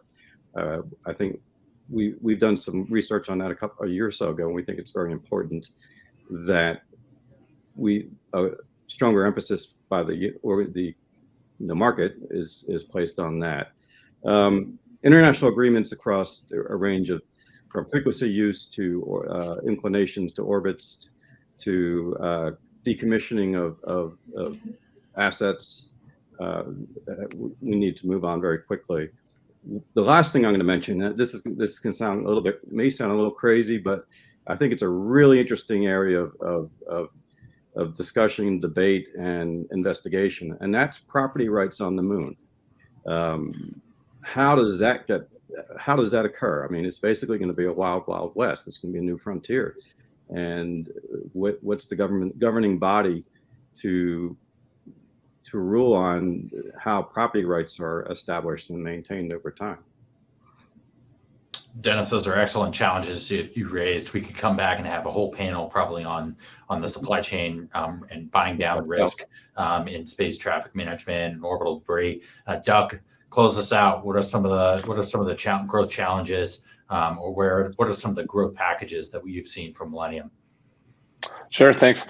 I think the points made about partnerships with government and really transitioning to a more reliance on commercial sector, I think is really opening up a lot of opportunities for different innovations. And a couple examples that we're involved in and that we're seeing right now at Millennium is first one is kind of ways to continue to disrupt the traditional industry with high performing systems. And one thing that we're working on, like I mentioned, is becoming what we call a digitally defined small satellite company, and really focusing on having a true digital thread throughout a satellite's lifetime, from digital twins to building even for a larger production on a fully digitally defined assembly line. So I think that's an example of innovations that are we're now seeing because of more of that competition and need to improve because of the commercial influx into the market. Another technology advancement that has been around for a while, but we're really seeing a continued uptick in that is 3D printing. We're with our parent company Boeing. We're incorporating additive manufacturing into our systems, and we actually just space qualified a 3D printed aluminum and titanium spacecraft bus. And I think the future for these types of technologies is really tremendous. It can drastically improve our responsiveness, improve our build schedules, lower our cost, and help drive that innovation into to just growing the industry in general. Now on to the challenges. There are definitely some challenges. Some really good ones have been discussed already, and I'm actually going to go back a little bit to what I think. Well, there's some of the challenges that we really see is the cybersecurity is a big one, and keeping our high performing systems advancing but still secure. But but then another really big one, and we've touched on it already, but I'll say is talent. Across aerospace and defense, like we just talked about a few minutes ago, we're all in need of engineering talent. And we're now more and more finding ourselves competing with commercial companies for that talent. And so, that workforce pipeline that we discussed can really limit our growth. So what I hope we're able to do is continue to spread the word on how exciting the industry is and the type of work we do, and how it benefits us here on Earth every day. And at Millennium specifically, the benefit of that, of a rapidly delivering high performance small satellites is one benefit of that is our team can really quickly see the results of their work. So that's kind of where I see things going. Yeah, and Doug, just where you ended there on some of the technology leads us into our lightning round of questions. And Alan, I want to start with you. Low Earth orbit offers some conditions impossible to replicate on the Earth's surfaces. Space Tango is experimenting in some of this area with science and engineering advancements. What does the future hold for manufacturing in space, and how could this future be affected for opportunities across the space industry? Sure. Well, what we're looking at is a total addressable market that is hard to believe, because if we just think of low Earth orbit as yet another environment, another tool, another type of, like I said, furnace or pressure chamber to help make products that are useful on the ground, what we try to do is we work with terrestrial experts that do what they do really well on Earth. And we start to knock on their door and say, did you know that gravity actually plays a role in what you do? And they'd say, no, we didn't know that. Well, do you have to wait and let things settle? Do you have to wait and let things float? Is it important for you to mix your stuff before you go on to the next step? Do you have to bubble stuff through your solution? What happens if you don't wait? What happens if it doesn't float? And when we help them think through that, we can help them understand that gravity actually plays a role in what they do. And so we can also use the space environment to mimic, even in cellular environments, some diseases in a dish that sometimes you can only do with live animals, for example, for testing on the ground. So if you look at the market as not a space market, but as a terrestrial market, and using space as a tool, then the commercial potential is huge. And that's really been our approach. And it's so exciting to be able to kind of have these kinds of conversations with people who don't even know that gravity has a role in what they do, and open their eyes to this, have some great conversations, and then find these really important use cases to bring to commercial markets. Couple that with the transition to commercial space stations, to be able to do things on those commercial space stations that you can't do on a government space station. Put those two things together, plus the availability of capital that just hasn't been available to space companies in the past. We've now created conditions that will allow us to do things that just weren't possible just 10 years ago. And so we're in a great time right now to be able to grow this industry and look at this from a completely different perspective. And it's just really an exciting time. Fully unleash that ecosystem. Dennis, over to you. Space exploration has consistently yielded unexpected technological and scientific advancements that ultimately change the way humans operate on the Earth's surface. As commercial space evolves to reshape our daily lives, there's a lot of focus on the connectivity and compute capabilities to support R&D and operations in space. How will cloud services need to evolve to support humans as an expanded presence in low Earth orbit and a presence on the moon and beyond as established? Yeah, so it's really exciting to think about this, that basically cloud services and in the form of compute capability has to follow humans into space. Where humans go, cloud services, edge compute resources have to follow them in order to accomplish their missions, their commercial objectives, their operations of their facilities. So what we recognize just that, and it really is modeling. It's a model of what's happening on Earth, where the centralized cloud infrastructure is now being distributed out to the edge. And the reason for that is to for everything from improving the quality of the customer experience. If you're video streaming and you're tired of the spinning circle, that edge computing, edge resources will solve that problem. But if you need low latency, high availability, security associated with the running of workloads, you want to move your compute resources, your cloud services, as close as possible to the sources and users of data. And I know we're getting short on time, so I'm going to go real quick and use two examples. You have to move cloud services into these regions. Think commercial space stations, which I think is just a really interesting opportunity, and just going to be just a strong growth market to drive research. You can't be utilizing centralized data centers back on Earth. You need to have your virtual cloud that your colleagues on Earth are using on station, and it has to be the cloud service that you use on Earth. So that's going to be your public cloud service providers that we all know and love.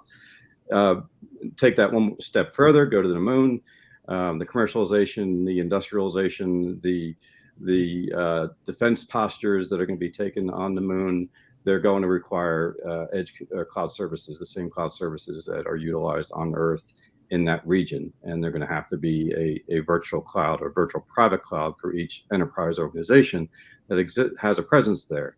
So it's really exciting to think about it. We've been thinking about it and we're bringing it to market, but it's a true, absolutely vital resource for end users in space and systems. Satellites can be an endpoint, an edge computing endpoint in space as well. So it's going to be required. It's absolutely vital to moving humans further and further into space. Dennis, you've raised two awesome issues that I hope we can come back to in the Space Summit next year: supply chain security, cloud security, and the future of cyber. Doug, you've got the last 3 minutes or so for your final question. With so much attention faced on the commercial opportunities in space, many forget about America's space history as deeply rooted in its strategic and national security interests. As adversarial nations continue down the path towards weaponization of space, it's clear that space and defense remained intertwined. How is the private sector supporting the federal government in its defense of our nation? And related, how does the federal government benefit from partnering with private industry? Yeah, absolutely. Thanks, Vince. Let's see. First off, Millennium Space Systems was founded in the wake of 9/11 because our founder at the time saw a real need for small satellites to support some of our nation's high-stakes critical missions and really support national security space in that way. So fast forward 20 years to today, and the threats are real. The threats are here. The threats are becoming more advanced, and that's why we continue to just double down on the national security space realm. So we've been able to support the government by rapidly developing high-performing small satellites with key capabilities that those government customers really do need, and we're continuing that trend by securely space qualifying the latest commercial tech for national security space missions. So this, along with our overall approach to kind of flexibility and performance and design for manufacturability, allows us to pass on those cost and schedule benefits to our national security space customers, while also achieving kind of the high performance and mission solutions that they truly need. And like you said, we sometimes forget how rooted our space history is in those national security interests.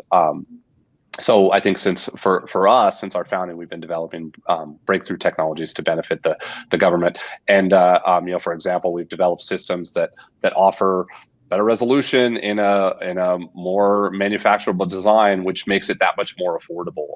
And the onboard edge processing we're developing is proven to be orders of magnitude better than what we've seen in heritage systems. So I think, in a nutshell, what the private sector can continue to do is continue to advance the technologies in the national security space realm and infuse those advancements from the private sector and the commercial sector into the solutions that we're offering the government. And our budgets, are not getting bigger, so continue to do that with an eye to cost and schedule performance. I think that's where we can really be helping out.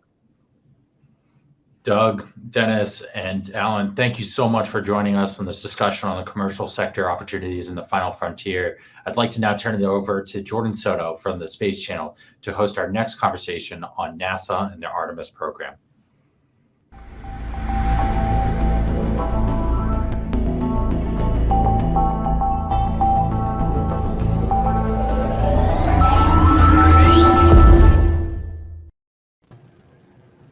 Thank you, Vince.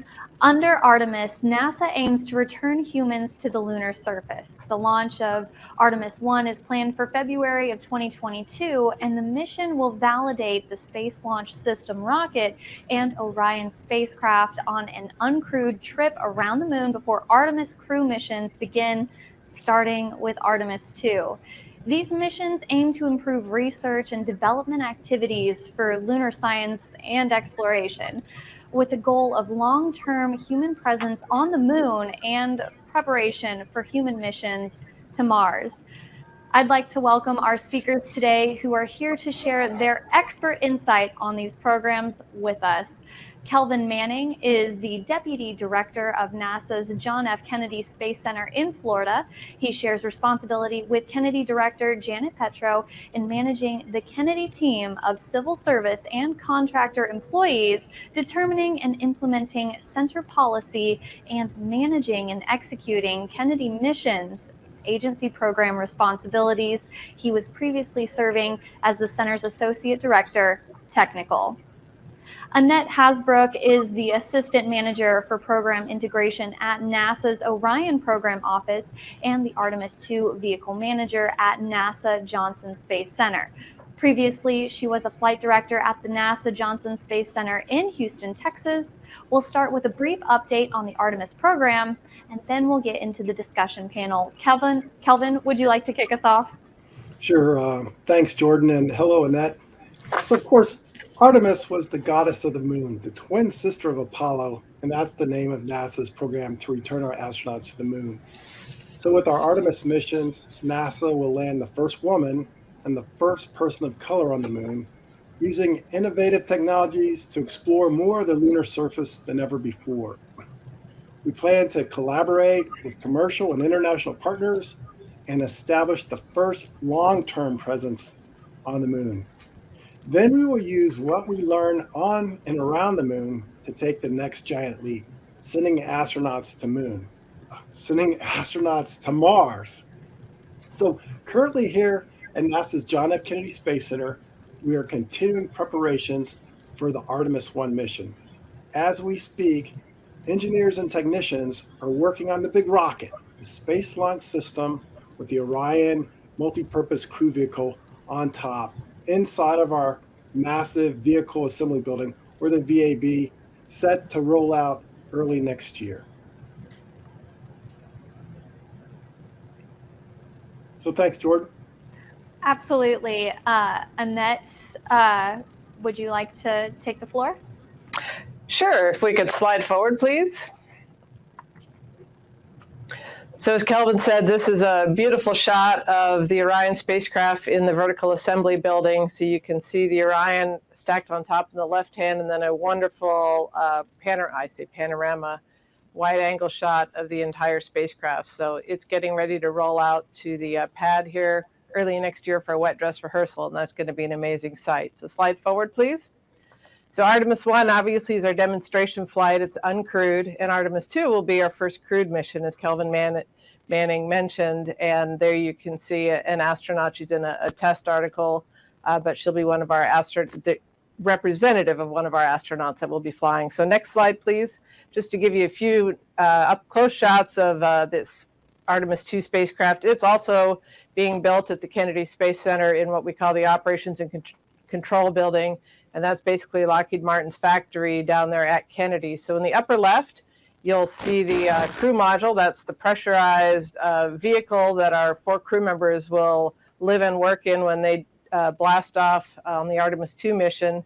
And then the upper right is what we call the crew mating adapter, crew module adapter. It's basically the interface between the crew module and the European service module, which you see in the bottom right. So it helps simplify the interactions between that, and then the crew module can jettison off of the crew module adapter when it's getting ready to return. The European service module is used to carry all of our, I call it consumables for the mission. So it'll have the oxygen, the water, and then all the propellant. You can see those red blocks around it are some of the reaction control system engines that help control the attitude during the flight. And then in the bottom left is the heat shield, and that's basically an ablative heat shield that will be used especially during reentry to protect the crew due to the extreme heat of reentry. And this is the 3rd time we built the heat shield, and it is just about ready to get painted here. So it is almost completely through the assembly. And then the next slide is some pictures of our rocket that's being built to take our astronauts to the moon. The upper left is what we call the Orion stage adapter, and that's basically the interface between the Orion spacecraft and the rocket down below. Bottom left is the interim cryogenic propulsion stage. So that's basically our 2nd stage that will help do the burn to get us into translunar injection. And then over on the top right is the core stage, which is an evolution of the shuttle core stage, the big, I call it the orange center section. That's 212 feet of solid power. And then it will be, the thrust will come due to the 4 RS-25 engines that you can see in the bottom right. So all of these are being built at the Michoud assembly facility just outside of New Orleans, Louisiana. And I got the opportunity to go see it a couple of months ago, and it was a fantastic sight to see. So obviously Artemis I and Artemis II are building blocks and to really help us with exploration. So if we could go on to the next slide, this really talks about what we're trying to do to evolve the Artemis missions. So Artemis I, as we said, will be our uncrewed demonstration.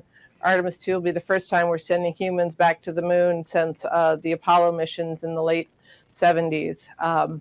And then what this is doing is it's establishing our gateway, so to speak. We're going to be using the Gateway program, which will be sort of a mini space station orbiting the moon, about 1/6 the size of the International Space Station. So they're building up the power propulsion element and then the logistics module. So that will be a little mini space station that our crew members can launch to and dock to, and then do lunar sorties from there. But until that gets there, obviously, we're also doing the human landing system, which, as many folks are aware of, SpaceX was just awarded that contract. So they'll be doing a demonstration flight followed by Artemis III, where our plan is to dock with the human landing system and then send down our first astronauts to the moon. That'll be quite the day when we see the first woman and the next man on the moon. So we're all really looking forward to that. And it's basically just building up the evolution. We can test our capabilities here on the moon as we then expand our outlook in preparation for sending humans to Mars.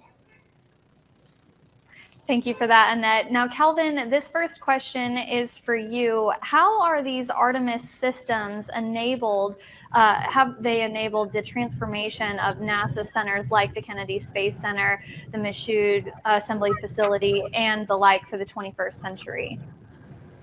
It's a good question. Thanks, Jordan. Actually, we started before we had an Artemis program, knowing that the shuttle program was going to come to an end. A lot of people thought we were going out of business. But in fact, we had a vision to create what we called the multi-user spaceport. So we have the Artemis program. Certainly, the multi-user spaceport gives us access, government and commercial access to space. So you see things like the commercial crew launches out of the Kennedy Space Center or Florida Spaceport, including Cape Canaveral Space Force Station. You see commercial launches. And we've truly transformed into the world's premier spaceport. Last year, we had more orbital launches than any single location on the planet. And this year, we'll hit over 30 as well. And we're just getting started. So it's an exciting time. And, a key aspect of our program was long-term sustainability and affordability for processing and launch infrastructure available not only to the government, but also for our commercial partners. So that way, we distribute the costs among multiple users and it reduced the cost for NASA. Any launch, it could be on the Space Force side or on the NASA side, Kennedy Space Center, NASA is involved. Propellants, we provide propellants and other type of, other resources and infrastructure for every single launch on the spaceport. And if you think about it, if we're gonna continue this, it's gonna happen here. It's gonna happen at the Kennedy Space Center. That's what seems like everything's coming together, and the future's bright. Prior to this, a lot of the launches that we have were happening overseas. So we're not in competition with our commercial partners. We enable them to help build this country's space infrastructure. It truly is an exciting time. Kelvin, this next question is for you. SLS, Orion, and Exploration Ground Systems have carried much of the NASA Center workforce, facilities, and test infrastructure, similar to how the Space Shuttle and Apollo program did, allowing other commercial users to leverage that investment at a fraction of the cost. As these programs shift from development and production and operations, how does NASA plan to sustain and invest in these critical functions at the centers to develop lunar surface and Mars exploration systems? So, Jordan, I think the question almost answers itself. So, as we transition from development into production and operations, we're talking about a long-term sustainable presence on the moon this time. So that means we're going to need surface systems. We're going to need ways to sustain life on the surface of the moon. So at the Kennedy Space Center, for example, we're the agency's hub for plant research. You see some of that going on aboard the International Space Station today. So we'll continue to do things like that to live off the land. Folks have heard of the acronym ISRU, In Situ Resource Utilization. So we'll have a continuous effort, which we plan on expanding for our exploration, research, and technology, and fill those technology gaps that will be required to sustain life on the moon and take us to Mars. And of course, the moon will be a proving ground to help us learn those lessons that we will need to survive on the Martian surface. Thank you for that, Kelvin. Now, this is for both of our speakers. How are these Artemis systems applicable to Mars missions? I'll start with that one. I think of it as sort of crawl, walk, run. We all start to crawl, then we walk, and then we eventually run. Artemis is really using that evolutionary approach. So we go to the moon because it's relatively near Earth, and we can test out our systems, test out the capabilities, test out rovers, life support systems, and relative safety because we can get back to the Earth in a few days. So we can validate our concepts, we can develop new technologies, and then from there, that'll be our stepping stone to step out into the Martian environment. So I think it's a fantastic affiliation and progression of capabilities. And I would add to that, a lot of folks, they don't realize the complexity of what it would take to go to Mars. In simple terms, you look out the window and you see the moon. It's roughly 250,000 miles away. And then you think about Mars. It depends on where you are in the orbits. Say it's roughly 35 million miles away. So 250,000 miles versus 35 million miles. What's it going to take to sustain life, to send humans to the red planet, and then to bring them back home safely? That's a big deal. Quite a challenge. It is absolutely a challenge. This next question is for you, Annette. Now that Orion has been stacked on SLS, what's next for the program? Well, we have a lot in front of us. The new year is going to be extremely busy. As I said, we'll have the wet dress rehearsal, so they're going to roll the spacecraft out to the launch pad. They'll test all the systems down to just prior to the actual launch, and then bring it back, I'll call it the final cleanup, and then send it on its way for the real mission. And while that's going on, we're building the Artemis II spacecraft. It's undergoing assembly in the ONC building down at Kennedy Space Center. And not only is it there, but the Artemis III spacecraft is there as well. The pressure vessel, what we call the crew module, that's arrived. It's getting outfitted for its first pressure test to make sure it's structurally sound. The crew module adapter for Artemis III is there and starting to get hardware attached onto that. And then meanwhile, Artemis IV, there's fabrication ongoing. They're laying up metal to start forming the structures. They've already built the heat shield skin and sent it out for testing in California, and it's back at the Lockheed facility in Denver to continue its buildup. So it really is turning into, they try to think of it as a factory, and it is a factory. It's a very detailed, very specific factory, but it's just fascinating. I was down at Kennedy about 2 weeks ago, and to see all this different hardware in process was just so invigorating, and it was fantastic to see our nation getting ready to go back to the moon and start expanding our research into outer space again, and pushing the boundaries. I think we did a lot in low Earth orbit, and now to push it out again to the lunar region, and then in the future move it even further. So it's just fascinating and fantastic. Great to be a part of it. We have one more question. For the last 20 years, America has led an international team for a continuous crewed presence in low Earth orbit on the International Space Station, which is continuing to break records every day. With the Artemis SLS rocket and Orion Deep Space Crew Vehicle, NASA can lead international partners on the upcoming missions to the moon and really start planning for Mars missions. How does America owning and leading with these capabilities open up new opportunities for leadership of our allies while also strengthening our international partnerships? And you both have the floor on this one.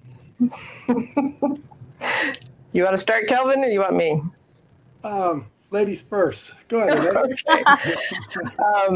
Well, the international partnerships, it's a fabulous thing. The International Space Station, we all saw the buildup of that and the incredible cooperation we saw around the world with the Russians, the Europeans, the Canadians, and the Japanese. A fantastic engineering feat, and great for the international partnership and cooperation. Well, the Artemis missions are doing the same thing, and the Gateway is an international cooperation. We've already been, the Europeans, the Japanese, and the Canadians have signed on, so they're building components and they want to be a part of it. They want their astronauts to be on the moon.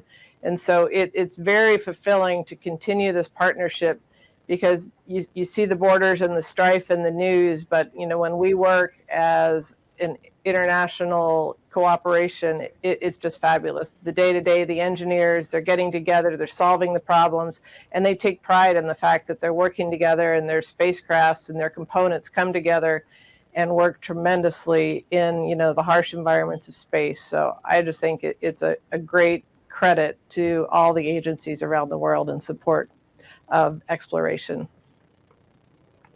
And Jordan, if I could just pile on, I think we're at one of the most exciting times in the history of humankind for spaceflight. Just the enthusiasm with what the government's doing, what the commercial partners are doing. You see other countries, they're infusing budgets into their space program. What an inspiration for young people, for old people. And we talk about the power of the International Space Station, breaking bread on orbit, traveling 17,500 miles an hour. How exciting is that? And it's just it's symbol of what we can do.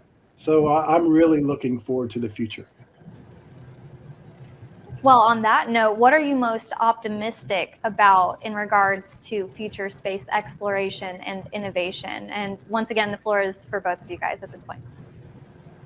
So long ago, we always talk about in the history of humankind, only 12 men have walked on the surface of the moon. We're going to open that up. We're going to open that up to a lot of people. The first woman, first person of color, that's going to be huge. And how inspirational is that going to be? Just getting people excited, in the STEM fields as well as sometimes we say STEAM, the artist telling the story. I think it's just going to be fantastic. Kelvin said it very well, and I really resonated with the art form. I mean, you remember Alan Bean, he painting all those pictures after coming back from the moon. Nicole Stott painting pictures, after she's on ISS and when she returned. And to see that again, to see the art and the inspiration that humankind stepping on the moon and what that inspires in the folks that actually get to do it, and then how they communicate it to the world, I think it's just going to be fantastic. It'll be absolutely amazing to see how this industry progresses as we continue to make progress. Thank you so much again, Annette and Kelvin, for this excellent discussion. Now we'll hear a word from the sponsor of our program, Boeing. Okay, thanks.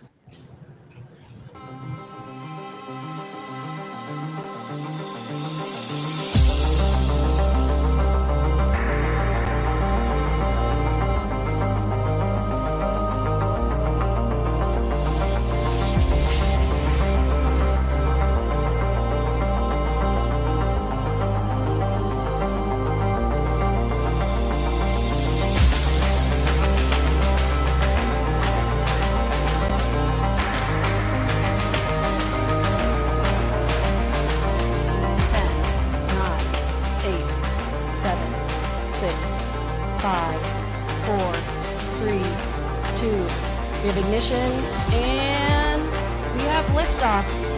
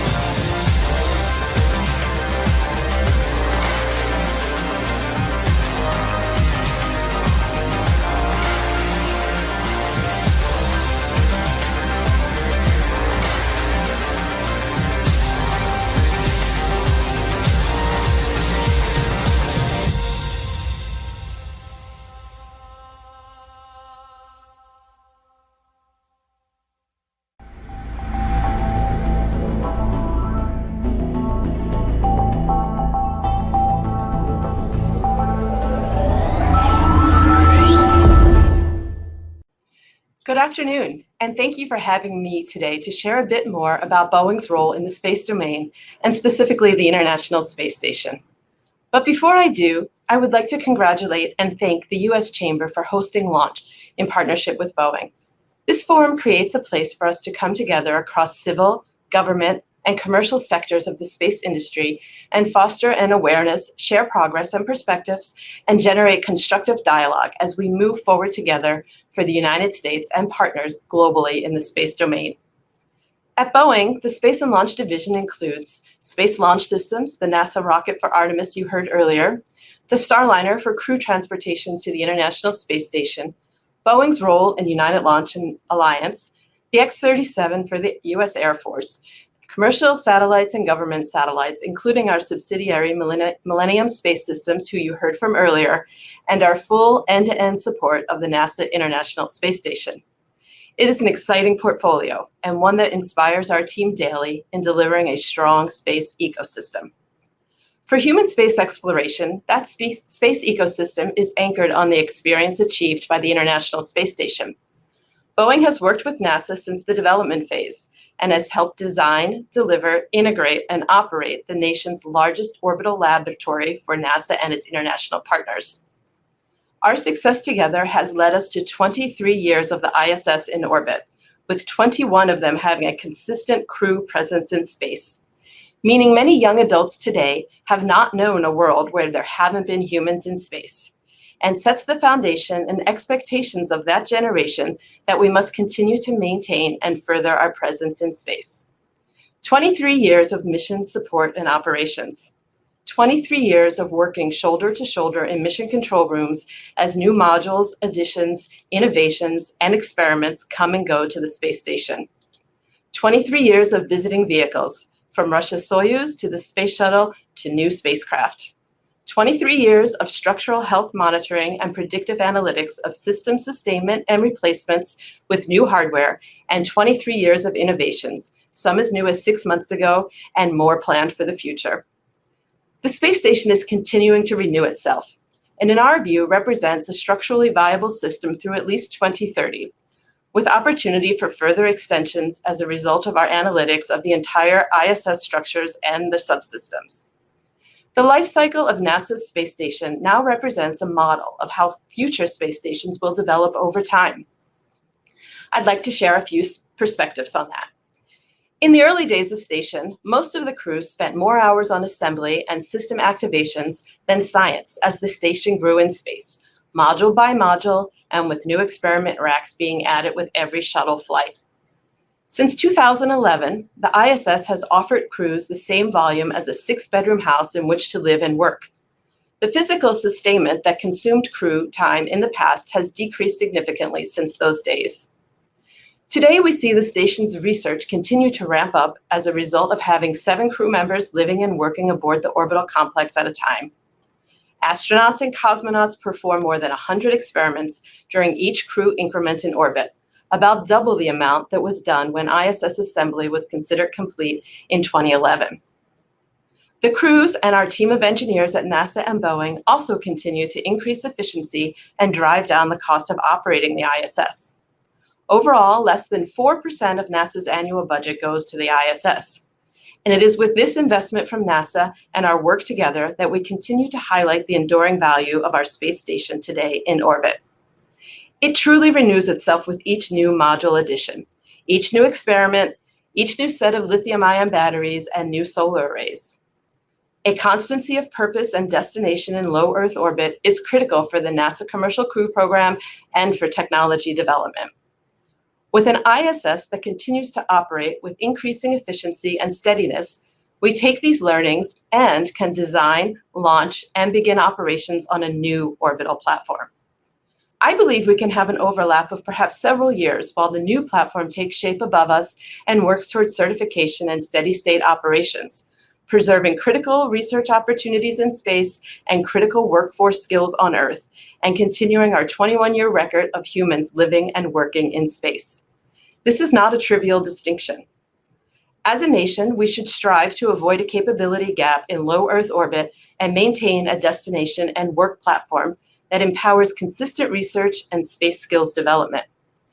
NASA needs an orbital platform in full operation before it should consider setting the ISS on a path to retirement. We learned the hard way with the space shuttle that it's much easier to give away a capability too soon than to develop a new one. The International Space Station provides a reliable home for astronauts who will be training for long missions to the Moon and Mars, along with a test bed for vital equipment such as life support systems. Testing these in orbit, in the same conditions they will face while our men and women traverse the inner solar system, is vital to proving they will work when they must. And those tests must go on for months and months at a time, not just a few days. We've learned the importance of resiliency in our systems for the ISS. As we've learned about the critical systems in space, we've been able to test them in orbit, to bring that system down to Earth for modifications, and then return to orbit to run for long durations without risking operations. That testbed role will almost certainly transfer to a new orbiting station, so it needs to be ready. The ISS recently received its first pair of advanced solar arrays from Boeing that are half the size of the original arrays and produce twice the power. The next 2 years will see another 4 added to complement the electrical system of the station and power the addition of new modules. Already, the Russian Space Agency added a new laboratory module called Nauka, along with a new docking module. That is in addition to regular equipment swaps inside the station that have seen new crew facilities and scientific elements brought up and unneeded equipment moved out. In other words, this is not the same ISS that it was even 10 years ago. Again, this is all good news because of the flexibility it offers NASA, industry, and those developing new space stations. We at Boeing are working with Blue Origin and Sierra Space to develop a commercial space station called Orbital Reef that is worthy of the legacy of the ISS. The Reef will be 90% of the size of the ISS at the completion of its baseline configuration, but it is designed to expand beyond that as markets develop and as customers need additional areas. In fact, Boeing will provide the research module to the Orbital Reef in addition to engineering guidance, sustaining engineering, and our Starliner spacecraft for crew and cargo transportation. For Boeing, this will be our second full-size station to help design, assemble, and operate. The Orbital Reef will benefit from all that we have learned in our work with the ISS. For example, we will separate lab areas from the crew's living quarters, just one lesson learned from years on the station. That way, astronauts aboard the Reef will not have to always be in their work areas, even on their days off. When you live in orbit for 6 months and even a year at a time, it is important to have a couple of days to yourself, just as you would if you were working on Earth. Our time on ISS and the experiences in human factors and the simplification and automation of systems drives this approach to long-term living in space. Of course, as a commercial space station, we expect many businesses to find unique uses for the Reef that may not have anything to do with science and research. The emerging space tourism business is expected to spike quickly when an orbital location opens. It is easy to overpromise in the space business because the potential benefits of opening low Earth orbit to more people are immense.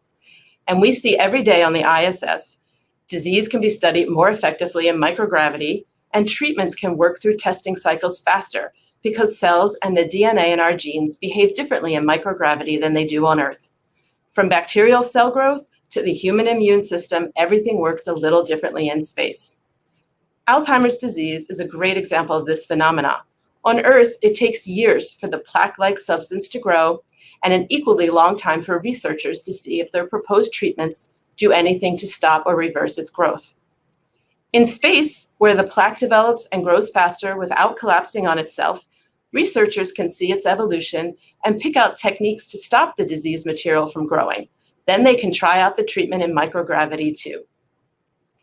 Keeping that research capability constant through the transition to a new orbital station is critical to keeping such research progressing smoothly in a range of fields. Let's put a finer point on an element of low Earth orbit: access and all that means to humanity. As soon as Alan Shepard reached the apex of his Mercury flight in 1961, the first flight into space by an American, he said what a beautiful view he had of the Florida coast. Every astronaut since then has been awed by the way the planet and stars look when you see them from space, whether that is from Earth orbit or the moon. The quest for that view drives individuals to spend their careers setting milestones to become astronauts or to advance the technological capabilities to allow others to attain that view firsthand. You might think I am going to say here that the Orbital Reef and new generation of spacecraft will make that view accessible to more people than ever before.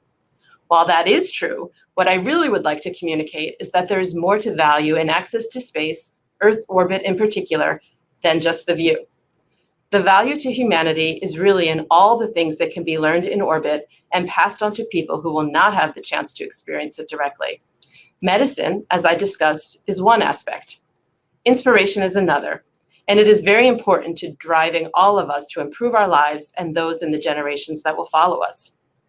We sponsor a contest at Boeing called Genes in Space. Genes as in genetics, not denim wear. We work with our partners at the ISS National Lab and a small company called Mini PCR to ask high school students throughout the nation to propose DNA experiments that address challenges in space travel and deep space exploration. How those cells change, why, and what can be done. High school students, how exciting for our future. These students are helping decipher the mysteries of spaceflight and ultimately trying to shield explorers from the harmful effects of space travel. The point is, these students beam at the chance just to propose something complex on the chance that it might fly into orbit and the research may be performed by astronauts on the International Space Station. They want that chance to try out their idea in orbit, even though they will not be there in orbit to see it happen.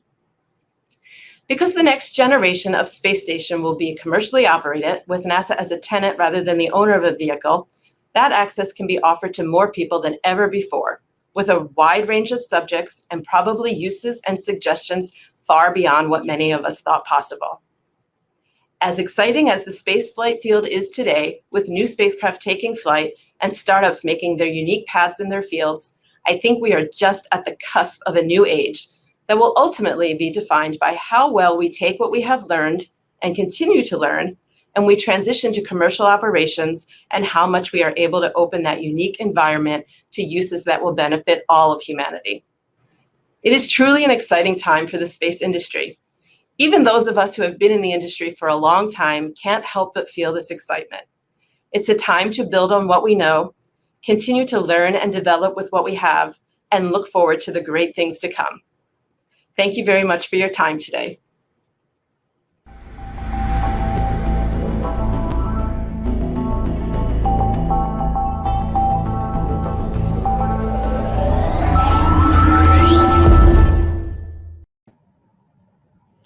Well, thank you, Dr. Parker, for your fascinating presentation. Those of us who are no longer living and working in the same place all the time can appreciate what you'll do to separate the lab and living areas in the Orbital Reef Station, for sure. Well, this concludes the U.S. Chamber's 4th Annual Space Summit. I'd like to extend our sincerest thanks to our panelists and all of the viewers who joined us today. I'd also like to thank our sponsors one more time. First, to our presenting sponsor, the Boeing Company, for its sustained partnership and support of the Chamber's space and aviation programs over the years. They've been with us since the first Space Summit 4 years ago, and we look forward to continuing to work with them in the future. I'd also like to thank Rocket Lab, our event sponsor, who has also been with us over multiple years. It's a great partnership, and we really look forward to continuing it. As well, we're interested. We love having Millennium Space Systems with us this year as our advertising sponsor, and again, we're going to continue that relationship. And finally, the Space Channel, our official media partner today. Thank you very much. I'd also like to quickly thank the Chamber team, who did an outstanding job in putting together this program. They worked under tight time pressure, and they didn't just work around obstacles, they smashed through them. So I'd like to recognize Vince Voci, Jack Overstreet, and Catherine Karstens from my team, and Jillian Harding and the entire events team at the Chamber. Thank you very much. And finally, a quick thanks to Christian Zur, whose vision and hard work set the stage for the first Space Summit 4 years ago and laid the foundation for the tremendous work that we'll be doing in the future. Christian, thank you for your work and your dedication, and best of luck in your future endeavors. The U.S. Chamber continues to represent the interests of companies shaping the future of space exploration and travel, and we're very grateful to have heard from many of these companies today. Our commitment to opportunities in space and the companies that pursue them will continue with more events next year and with our 5th Annual Space Summit in December 2022, hopefully in person. We trust and hope that you'll join us for the events, and I wish you and your families best wishes for a happy and peaceful holiday season. Thank you.